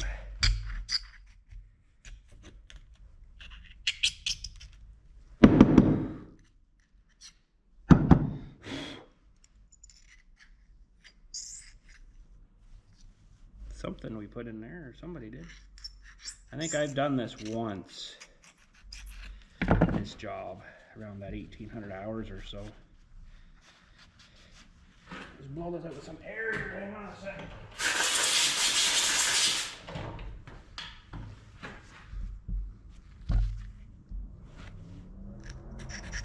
Oh, we got guys just juicing her today. Getting on her.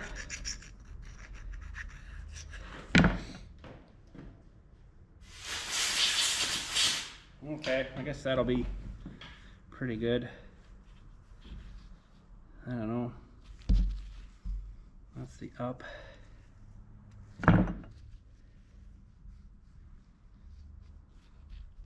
I mean, it's just got to fit against the casing, and then it squeezes against the casing, but these things do go flat after a while. So let's see if I can find my tube of anaerobic stuff, and we'll put some of that on maybe. Okay, we'll slap in some of this stuff. Hopefully I got some in this tube still. A little bit.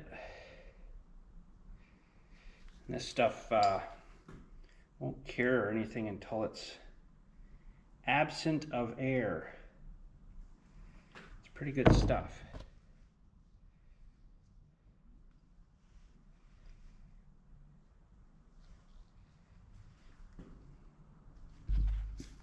Put a little bit on this flange too, maybe here. You just don't want to build it up too much. I should probably clean this flange off a little better, but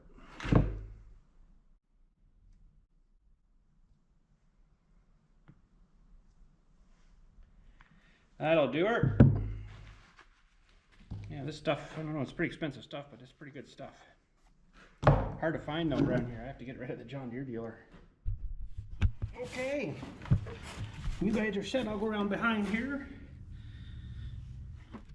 Gotta make sure we get this up. It's just off center, I think, so then it has a little bit of, you know, so the oil will run out if you just pop this plug out. Okay, now the fun begins. Get the strainer back in here somehow. I figured out how we got it out now because this guy's in the way a little bit here. Forget now. What was this? You go there. I think this is one of the brakes over here.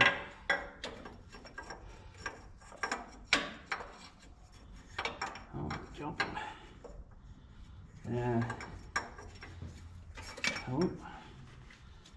Dang it.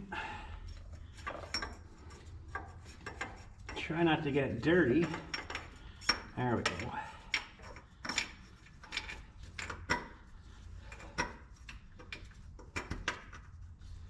think we got her. You could feel it kind of clunk into that thing, so that's good. We'll take her.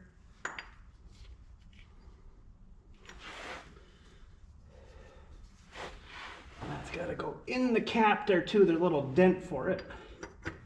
Oh man. Now I got to get two hands up here. And I'm going to definitely have to wash my shirt after this one.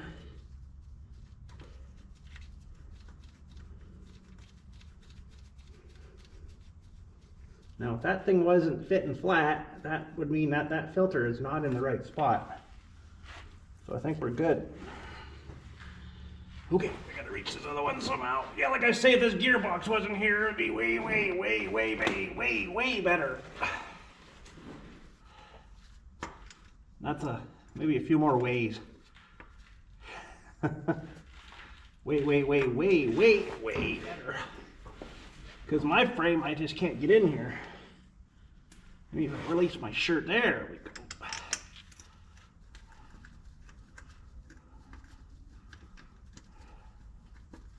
Come on, baby.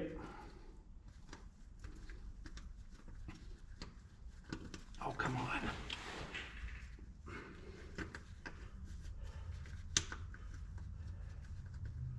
Where are you? All right, I think we got him. Hopefully that all stayed put in there with that O-ring.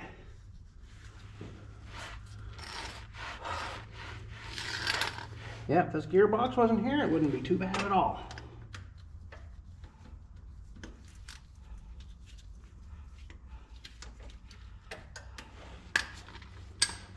And I ripped my glove. Ah. I'll tell you what, it's sure nice to have a place to be working on this though. They're on the friggin' gravel.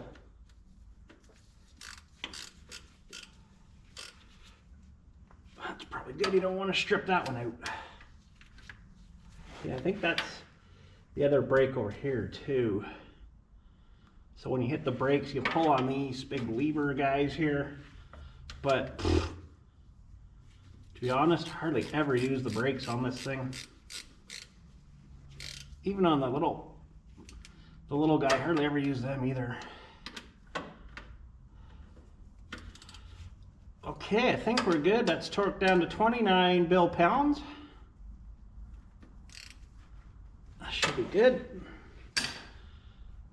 Probably really should pull this cover off, but like I say, I don't really want to. There's a big giant O-ring in here too, and I don't know, you'd see the gear in there maybe when we looked at that whatchamacallit thing, but I don't know. Ooh, there is a grease fitting on this guy too, and I bet you it won't take grease now. Probably should actually get this gearbox off, but it sucks. You used to be able to push it off here, but I bet you this thing wouldn't even move now. It would be so seized up. And it's going right through the bottom of this knuckle right to the top here too, so this whole thing you'd have to probably heat it up now to get it off, but you got to get it off the front then too. There's a big L bracket on the front with another carrier bearing up there. Should almost have another bearing back here somewhere, but I guess it's works.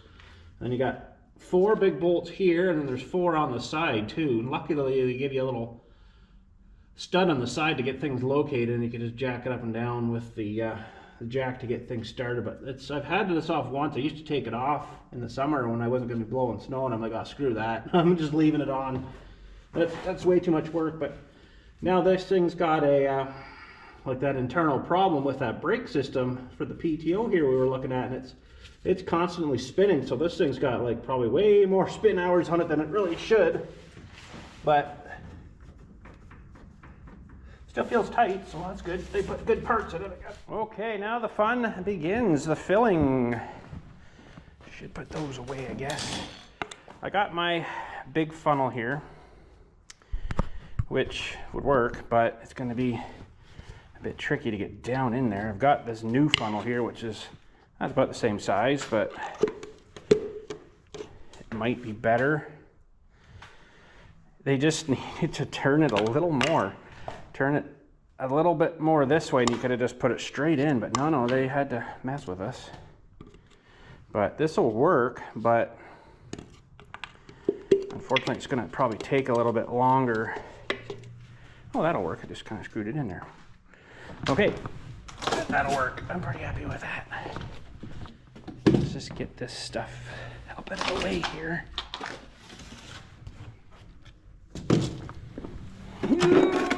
So we're not tripping on stuff, because we're going to have to figure out how much to put back in here.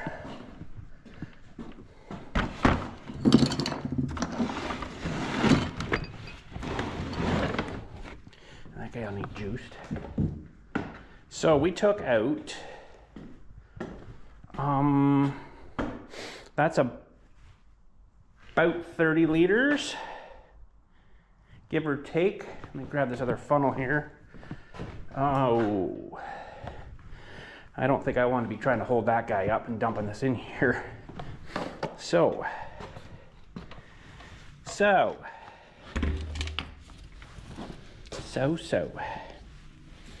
we'll gotta kind of figure out how much we're gonna need. I think they said 37 liters, which is approximately 2 pails of oil, but I have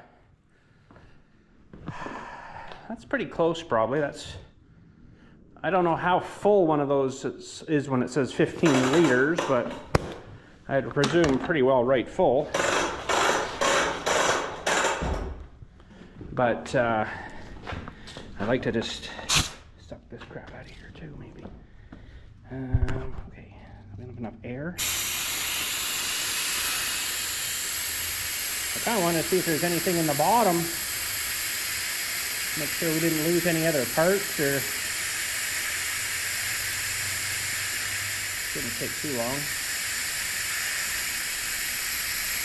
We might not have enough air built up. I did turn that off, so.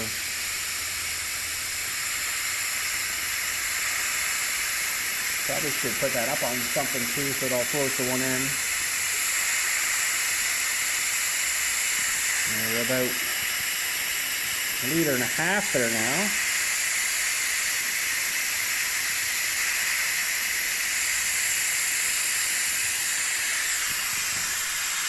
Stay there and be happy. Probably not. All right, what do we got we can just prop that up with? Maybe just one of these little boxes here, just to get it to float to the other end.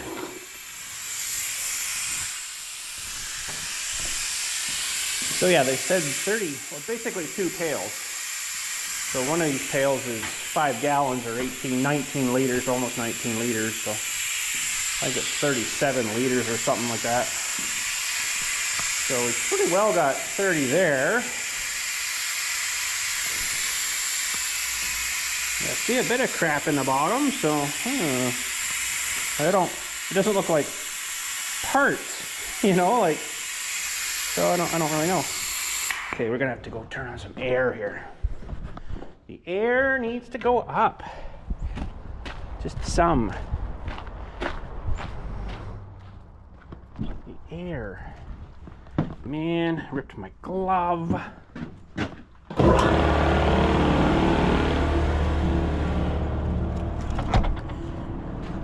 Okay.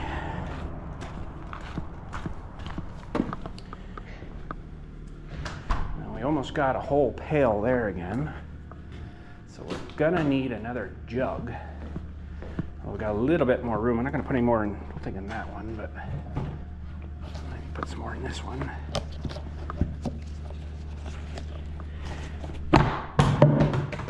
It's been a long day, hasn't it? Holy. I think I had to wait 3 days for that part too.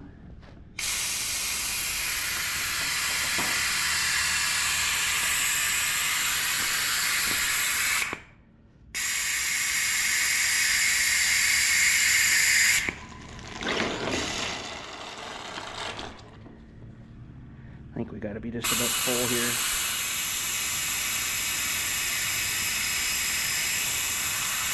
I think we'll run it to there. Just let that vacuum the hose out a minute. Alright, so we get a jug of this down, I guess. And boy, I wish I had a way to transfer the stuff in. Would have been nice, but I guess we'll just hold her up and start dumping her in the bucket there. Clean that lid off real good.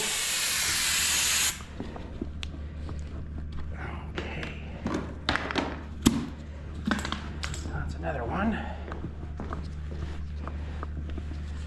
Get this dumped in.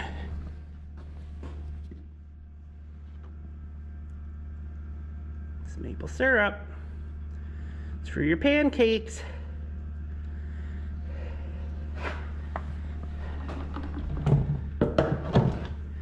So we're going to say that's roughly 30.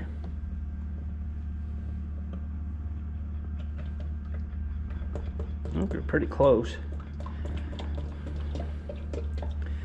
But like if you dump, I don't know how much that system we dumped out, like I guess it would have drained down the big tubes and out of the pumps, and probably not out of the cooler though. There's probably quite a few liters in that cooler still at the front. I didn't really want to dump all that out, but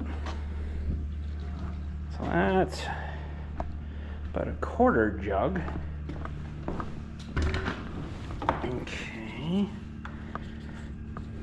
Boy, this pan never worked good though, eh? I was liking that thing. That worked really nice.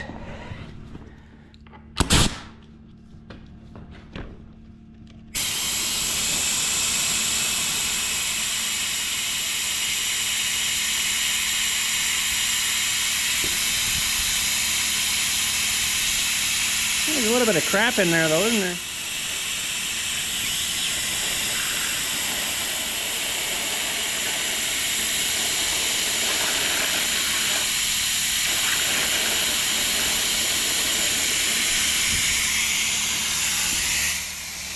A little bit of crap in there. Okay, now this guy is really heavy. Oh, that holds a whole bunch in there too. Just put him back in his box.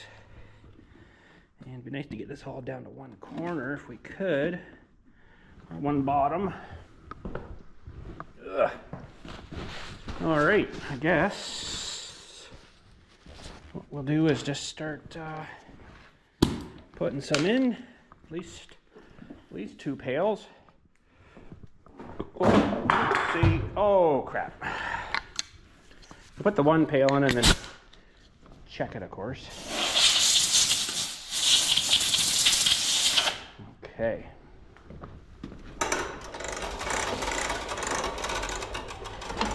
Oh, this one hopefully was empty. Now it's in there. That is one heavy-duty mother of a filter, though. Holy crap. Okay. Get this opened. There's a little guy in there you got to take out. And you want to give her some air. So you got to cut a little U shape in here.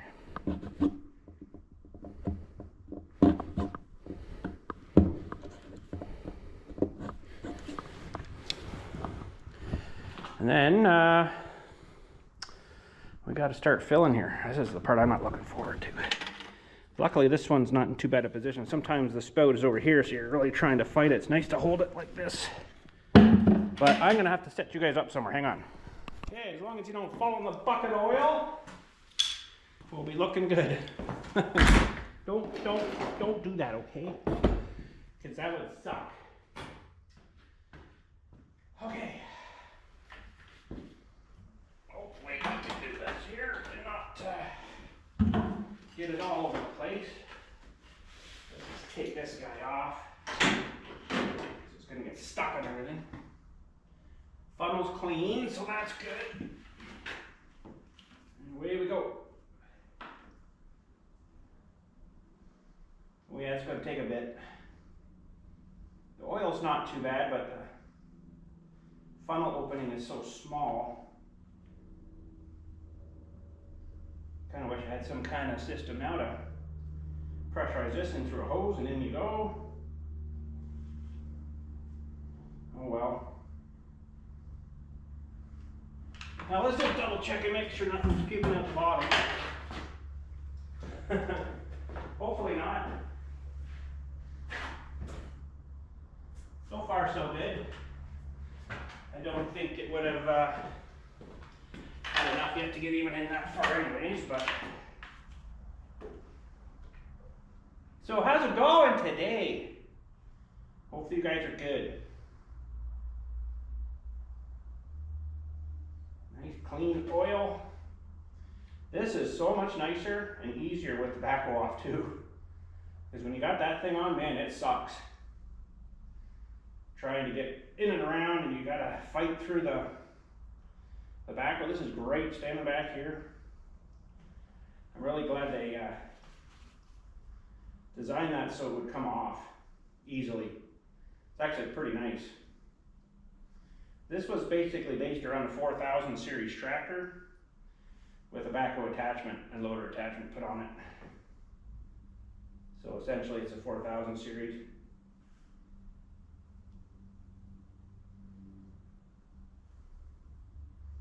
Better let her catch up.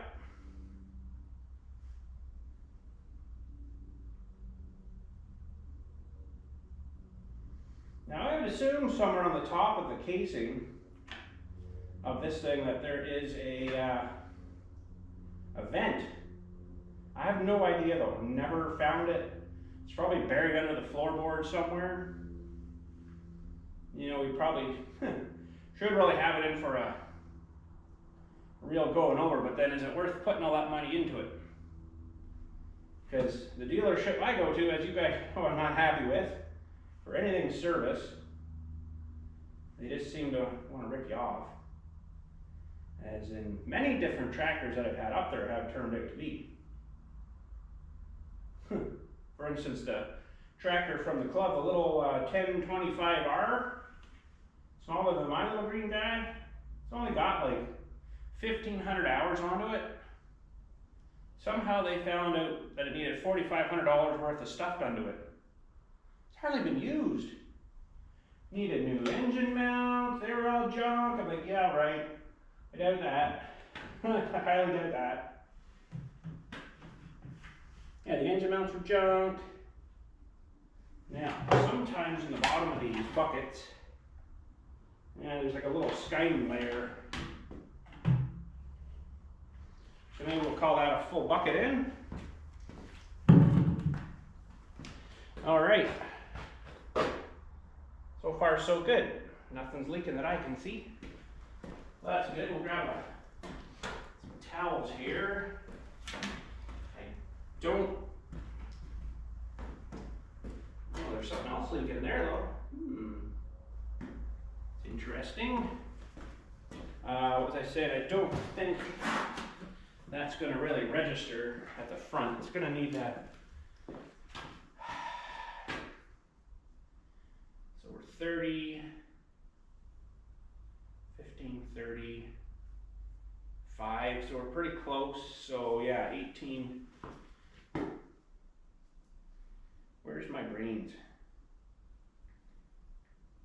18.9 times 2 is 37.8, and I think they wanted, hang on, I got a picture here. They wanted,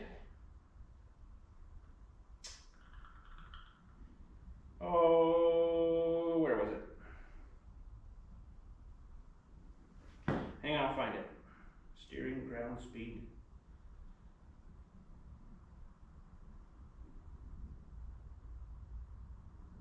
Transmission hydraulic is 37 liters or 9.8 gallons. So that's, how come on? 37.8 is pretty much two buckets. If their buckets are right. That's the other thing. Let's double check that. 37.8. Now it doesn't say what though. Just dumping it, new filters, and then filling it up, 37 liters. So we don't need quite a whole nother bucket in here, but I guess we might as well give her a quick check here, even though it's probably not going to be anything in it. Use low vis high guard. That really bothered me though. They yeah, it's not showing nothing there yet. They had a bright idea on from the board here, which is fine, to get it to some guy. This was years ago. To get it to some guy to check pump pressures. I was like, well, it's not digging right, so it's got to have something wrong with the pump pressures or something. So get him to check those. Yeah. He changed the fluid like we done here, but he put in like the cheap crap from TSC then. I could smell it. I'm like, this is not good. You can't just change fluids on me like that. So I was pretty ticked. So it was like the next week I dumped it out again, but by that time it run through everything, right? So I'm like, oh my God. Can you please just let me do this stuff? that actually bothered me. When we told them John Deere stuff only, we'll pay for the oil and stuff. And then I get it back and I smelt it and checked the level and I'm like, this is not John Deere oil. Oh. BILLSTMAXX was not happy that day, we'll say.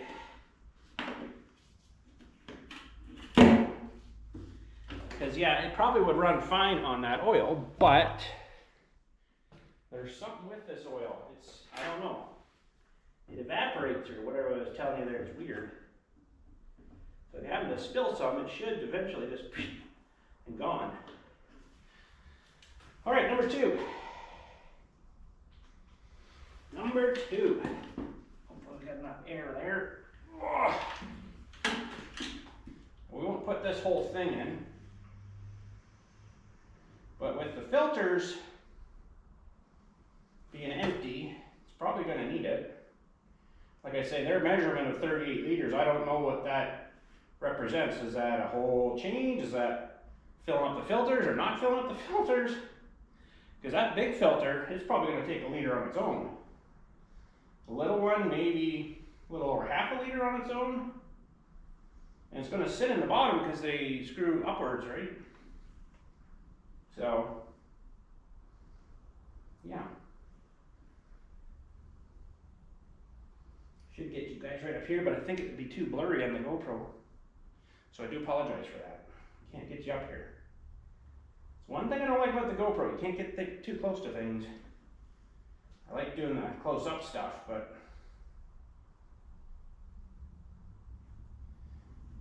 put a bit more in, I'll check it. If it's overfilled, it's probably fine.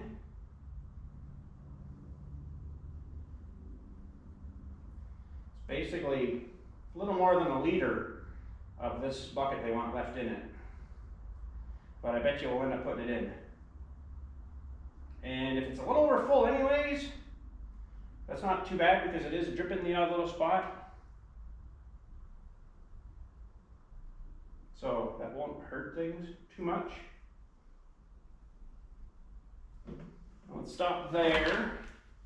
I don't think we quite got it in there yet, but it is nice stuff though. It does go in pretty quick, even though it was so cold in here. It's pretty nice.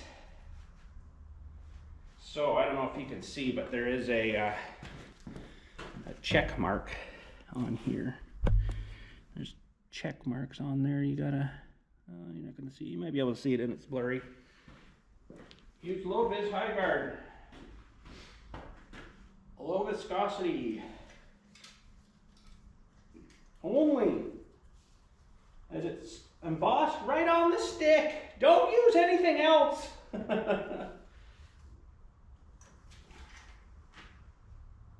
All right, we're up to the C in check above, so that's good. We might just stick a little bit more in though. Like I say, we gotta fill that filter, and that's probably gonna eat up quite a bit.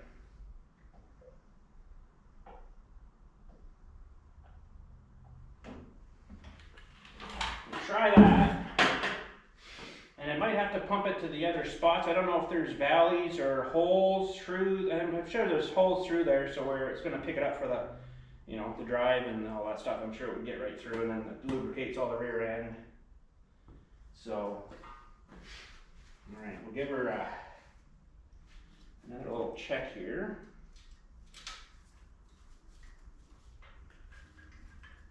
Here. We're up to the H now, so we'll try that. Start it up here.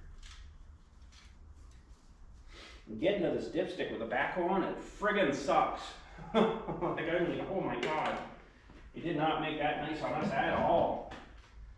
We'll put this cap back on too, just so nothing pukes out the top. And fire it up here. Hopefully we're all good.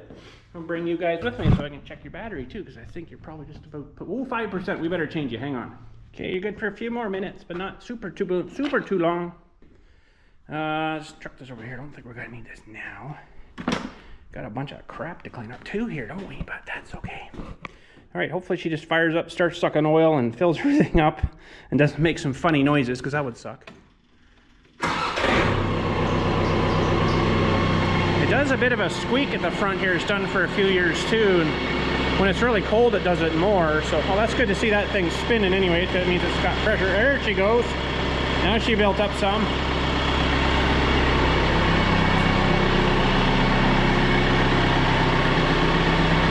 Hopefully, anyways. Oh yeah. We'll lift this right up here, maybe.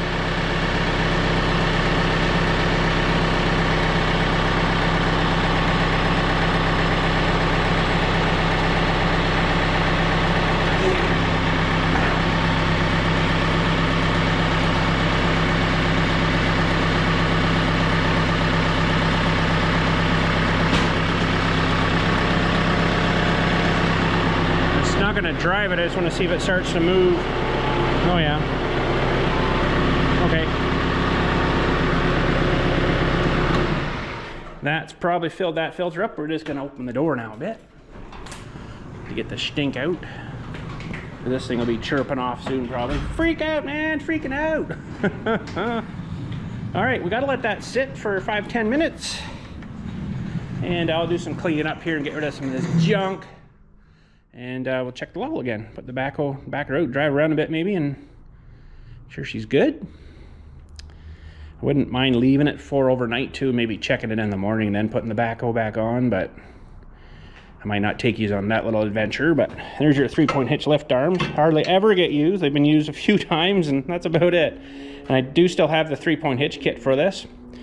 Cannot find it anywhere. It does not exist anymore, so I'm hanging on to mine. Big time hanging on to it. So yeah, awesome. But like, I don't use it for anything, but man, this thing pulled that 2-furrow plow like it wasn't even there. It was awesome. If you guys want to see that video, just look up plow, maybe you'll probably pull up snow plow videos too. But this thing, that was awesome. Holy crap, that was awesome. Anyways, we'll let her sit and level out again, and we'll check her up. Okay, we'll have a check over here. We'll take her out first here and then give her a fresh, clean swipe. It's probably really bright behind me, so you guys might not be able to see me too well, but I'm too ugly to look at anyway, so you're all good. So we are down, I'm gonna say about maybe halfway on that stick. Let's check that again. We should probably drive it around a bit, but I just want to make sure we're not too low. It just won't drive if you don't have enough in it. Yeah, we're about 1 check X from the top, so maybe we'll slab a little bit more in here. Told you it would take more. I told her so. I told her so. Told you so. Jam that in. Like I say, it probably won't hurt to be overfilled a little bit.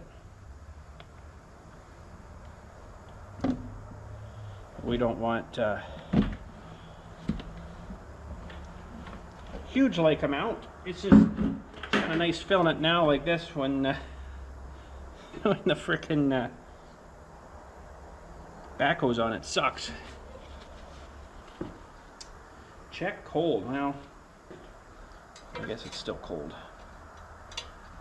It's warm out today here though. Actually, the weather's changed again. All right, we are. Oh, we didn't go up that much. Maybe we'll leave it for a minute. Let it kind of But we should drive it around. We'll take it out here and drive it up and down the road maybe a few times, and then I'll bring it back in here and let it maybe sit for an hour or so. And then we'll double check her again here. Where are we at now, bud? We're just about out to that full line, so I think we'll probably be all right with that for now. Let's put this back in before I lose it. Get in there. Take that funnel out. That actually worked pretty good, that funnel. It's a little bit small on the end there, but she worked pretty good. So I'll stick this guy back on too here. But yeah, they needed to 90 this a little more, so it kind of come up not towards the fender. That's kind of stupid. I mean, without the big backhoe bracket on here, it would be great, because you wouldn't have, you'd have this stuff, I guess, for the ROPS that go down to wherever they're all kind of, it's all one sort of thing, I guess. But okay, I think we're good. There's a bit of stuff you can see in the oil there. Not terrible. A little bit of crub stuff though. All right, let's take it for a drive. Yeah, there's looks like the coolant's maybe leaking again here. That looks like a coolant drip. Yeah, it is too. It's green. It does that every once in a while, and it comes out of where I put in the plug guy here. Kind of dribbles down. I just couldn't get it any tighter. It was in there, and it was in such a bad spot. And yeah, wasn't happy with that. There's some crap to get rid of. Make sure we're not gonna catch on nothing there. Let's go for a little ride up and down the road, and then bring her back in here. We'll let her sit, like I say, and then check her again. Hear that squeaking though? I think that's one of the pumps. Probably not a good thing. We better just try her in A first, I guess. Oh, it got cold enough there. It put on that high idle for a minute. Interesting. Oh, we didn't make so much mess. That's not too bad. I think it would have been a lot more without that big pan we had. That thing was pretty awesome. That worked well. All right, so we'll go stay in A for a minute here. We just gotta check all the ranges and make sure everything's working. A's pretty slow though. That's A full bottom.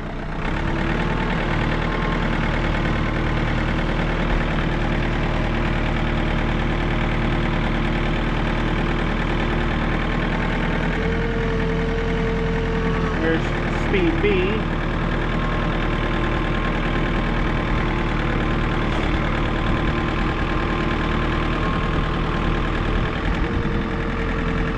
Seems a bit smoother. Seems all right. Going to C now.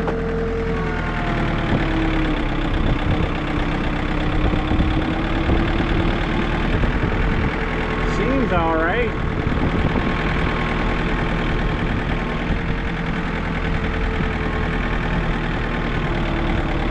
I'm not going to rev the ball sack off it right now. Gonna let that stuff circulate around a bit through the filters and everything. And we should probably check for some leaks after.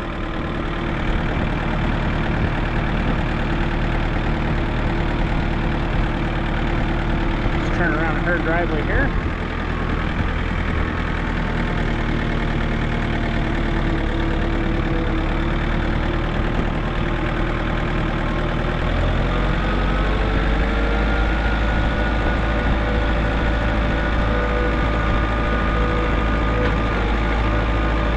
The backhoe and we could have dug a hole. That would have got her cycling around, but you know, can't do that right now.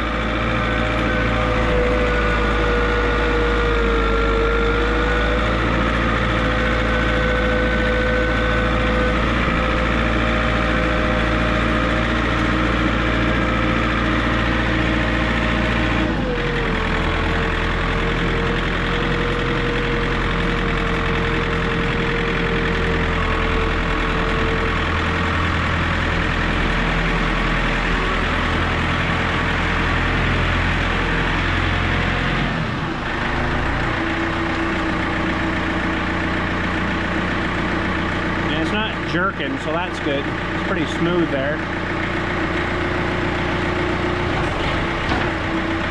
Awesome.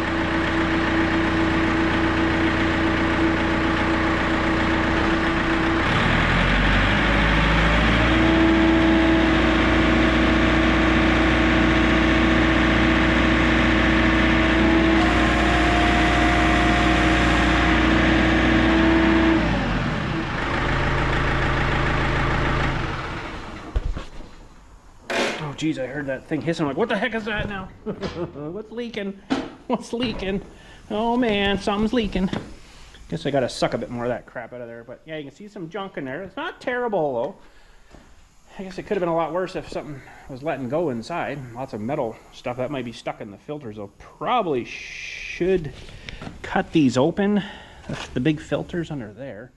And then that's the pressure one. It'd be probably in that one, the suction filter, because it'll, I think what it does is it sucks, well, you know, that was on the inside, so it's got to be sucking up through and then through the center of that strainer and then into the system, but then it must go through this guy at some point too. We should look at that diagram a little closer, I guess. And then when it goes to the pressurized side of the system, so all the big hydraulics, then it goes through that one too, or maybe that's when it comes back. I don't know. But this is just a like a soft hose here, so this is, there's no pressure when it coming back, right? So it's all the pressures on this, the one that's over here on the backhoe. This is all the pressure stuff. This is the real hard hose here, like the real thick hose. And I've had to change it once, I think, that guy. Probably should have just done it while I had it off again too, but it's definitely been leaking probably in this coupling somewhere here. That O-ring inside is probably getting, you know, from the vibrations, they get flat too, and then it'll seep a bit high and start leaking. So now let's just check. I don't see any big dripping coming down here anywhere, so that's good. We should probably check this guy over here, make sure he's all right. Yeah, it looks pretty good there, I think. So far so good. Here's hoping. All right, we'll let her sit for about an hour. Yeah, and then we'll come back, check her, and see if we're all right. Maybe have to add a bit more, who knows. Okay, let's check her. She sat here on the flat for a wee bit. We'll pull the stick here. Give her a fresh wipe. So yeah, it's kind of a tricky spot there, isn't it? A tricky spot there. We've got needles in here from trees. Get rid of them. And how are we looking? Kind of looks like we're down about there, about halfway, so we could actually use a bit more again. Kind of figured that. After you know, fill everything up again, and I don't know if, you know, the big tubes up here, if it keeps fluid in here, or, you know, these hydraulic tubes I was going to change there, if it keeps fluid in them like all the time, or if it drains down back through out of there and it's got to repressurize that every time. I don't really know how that works. Okay, we'll put a bit more in here. Pretty much out. We got about that much in the bottom still, so that's probably all we need. Okay.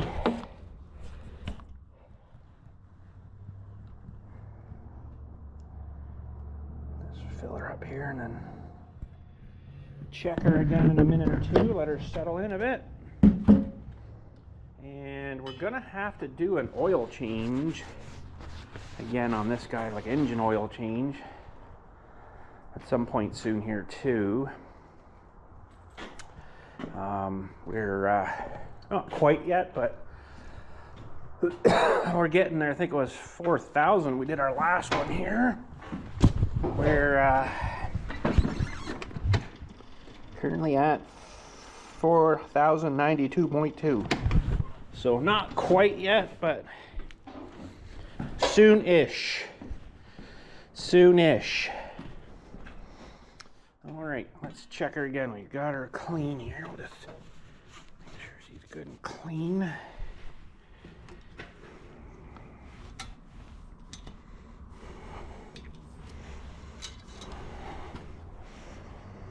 And looks like we're up to about the top of that X there, so just dab a little bit more in. It's almost going to be this whole bucket, I think.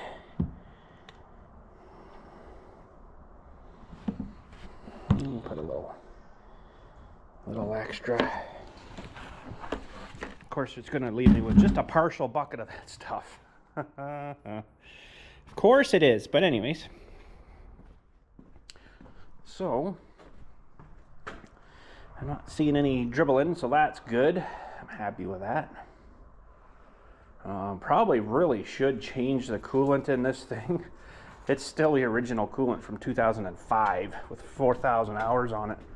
So, I mean, other than it coming out the side here, it hasn't really used any or lost any. So the odd time it weeps out there, but like that thing where the block heater goes in, I can't get that thing any tighter. I can't get in there. It's kind of a stupid setup and a real bad place for it. But anyways, when we were having troubles with this thing starting, if I had to leave it outside in the cold, it was not starting nice. So I thought, oh, maybe we'll get that and put it in. And that was a lot of years ago, but I think I've used it maybe once or twice. 900 times out of a million, or 9 times out of 10, it sits inside here, inside the warm garage. So, all right, we're up to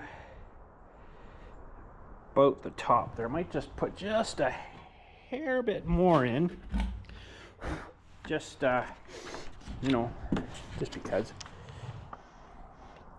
A little bit extra is not going to kill anything. It'd be nice if I could just throw the rest of that bucket in and then just get rid of that bucket, but no, that's not what we're going to do. We'll have to save that for when we have to add a bit more, which, yeah, it's nice having that backhoe off, I tell you. I think that should be good, so we'll thread that feller back on. And we'll just give her another quick little check here. They're pretty well full there, so I think we'll be all right now. Better go in this way.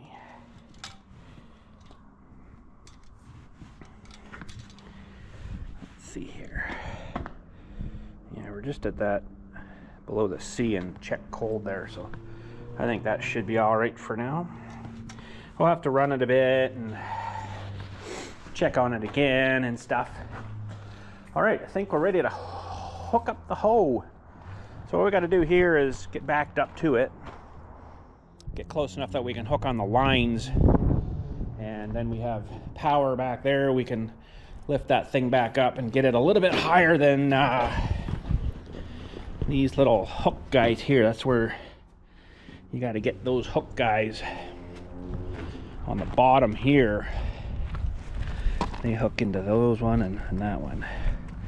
And that's really mucky there too. That's interesting. Oh, that's where this one clips in, and it's probably been leaking out of that fitting from back here. Yeah. I think this fitting here is leaking. And I think I changed that at least once, maybe twice, and that fitting was expensive. Holy crap, that was expensive, but it probably just needs the O-ring. But you can't buy just that, of course. Well, that was kind of chunking again there. It seems all right now.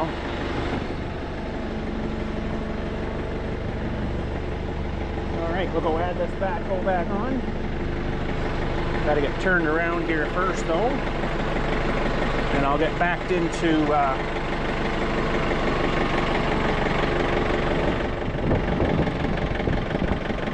to get the hoses on first here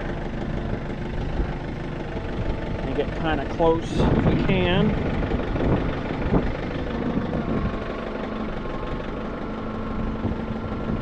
So where we roughly need to be, somewhere about there, I think.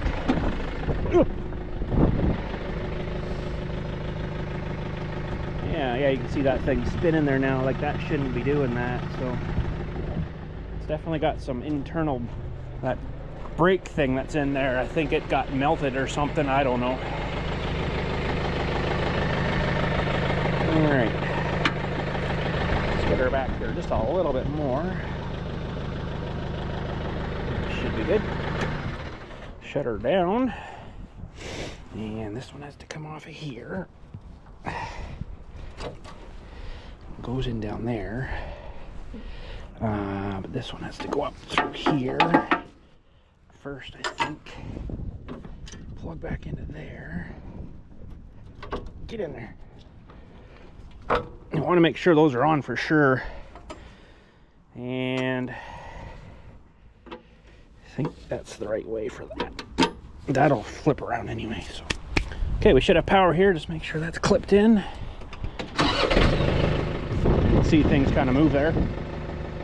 All right, let's see if she goes up in the world here. So we got to get this thing up to get those pins to come in. And we can maybe, I'm using the thing here to bring this back a little bit. Go up my hair a bit more.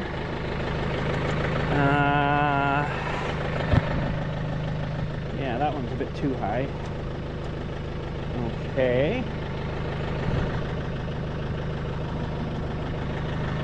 That's, I think, good there, so we can let that sit down in the carriers there now, and we should be good. We just gotta reverse this guy now. Ugh. So we got to push this down. That'll bring these guys back tighter here. And we just got to find that sweet spot again. I should probably clean these off, but I'm not going to worry about it, I don't think.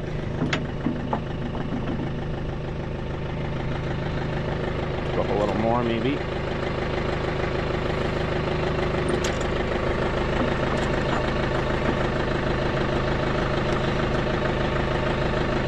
As you clean them off, and they're just going to get all crubby again. All right, there's that one in. Awesome. And we've got to put the other one in and fold her up. It's pretty sweet, this thing. I like this setup. This works really well.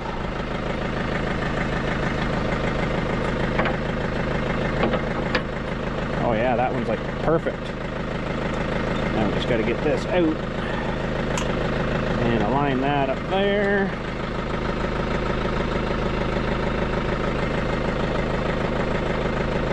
Oh, that's the one that was a little bit seizured up there, wasn't it? Well, we'll, oh, it's in here. Just tap that feller back down again. There we go.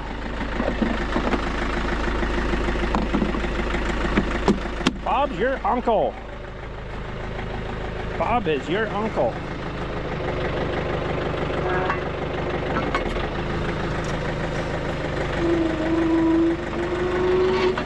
That sounded lovely. Good flow there anyways. It's just idling too, so I don't know where that's making all that noise from, but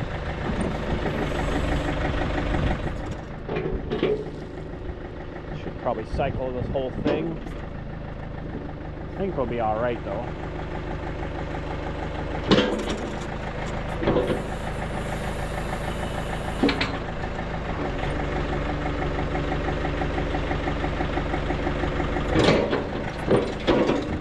Awesome.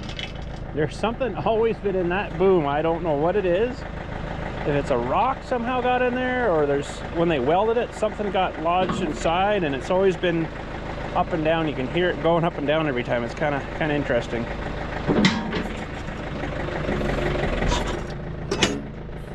Okay, let's see if we can hear it again there. You'll hear it rolling down here.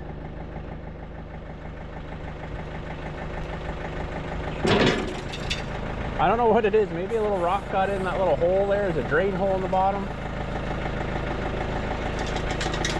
Something in there. All right. I think I'm going to leave this just in here for tonight. Yeah, we'll just leave it in here for tonight. Probably should do this oil change because we're gonna need this thing a lot soon here. We got a bunch of burials coming up and stuff, so yeah.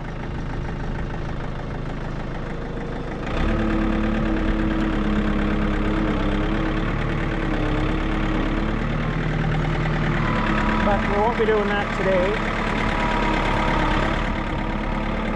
But we will back this in here for tonight.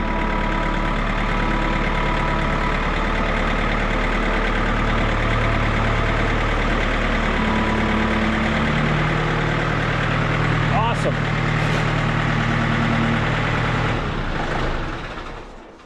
All right, make a note. I wrote on the filters when we did this change, so we shall know from that. All right, wow. This has been a busy day, actually. Before we shut that down here. Turn this air off, okay. I haven't done any more wiring in here yet, but we'll get to that at some point. All right. Looking good. I'll let this guy, well, it's probably drained enough. And we need to put a cap back on this.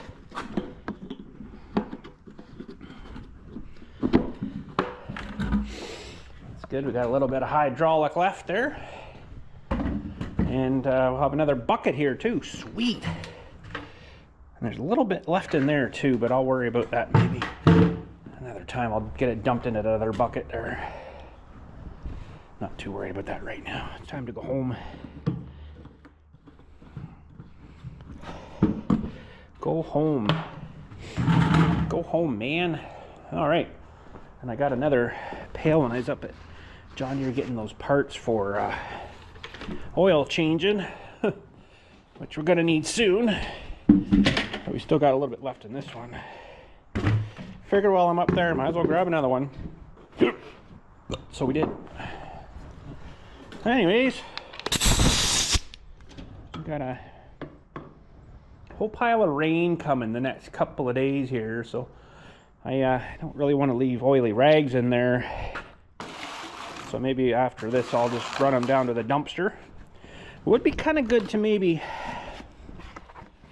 cut this guy open though to see, but that would just open up another big can of worms. I don't know. I'm not going to worry about it, I don't think. All right. Well, there we go. Hopefully you guys enjoyed that video. I know she was a long one. I agree. But it's good to get that done.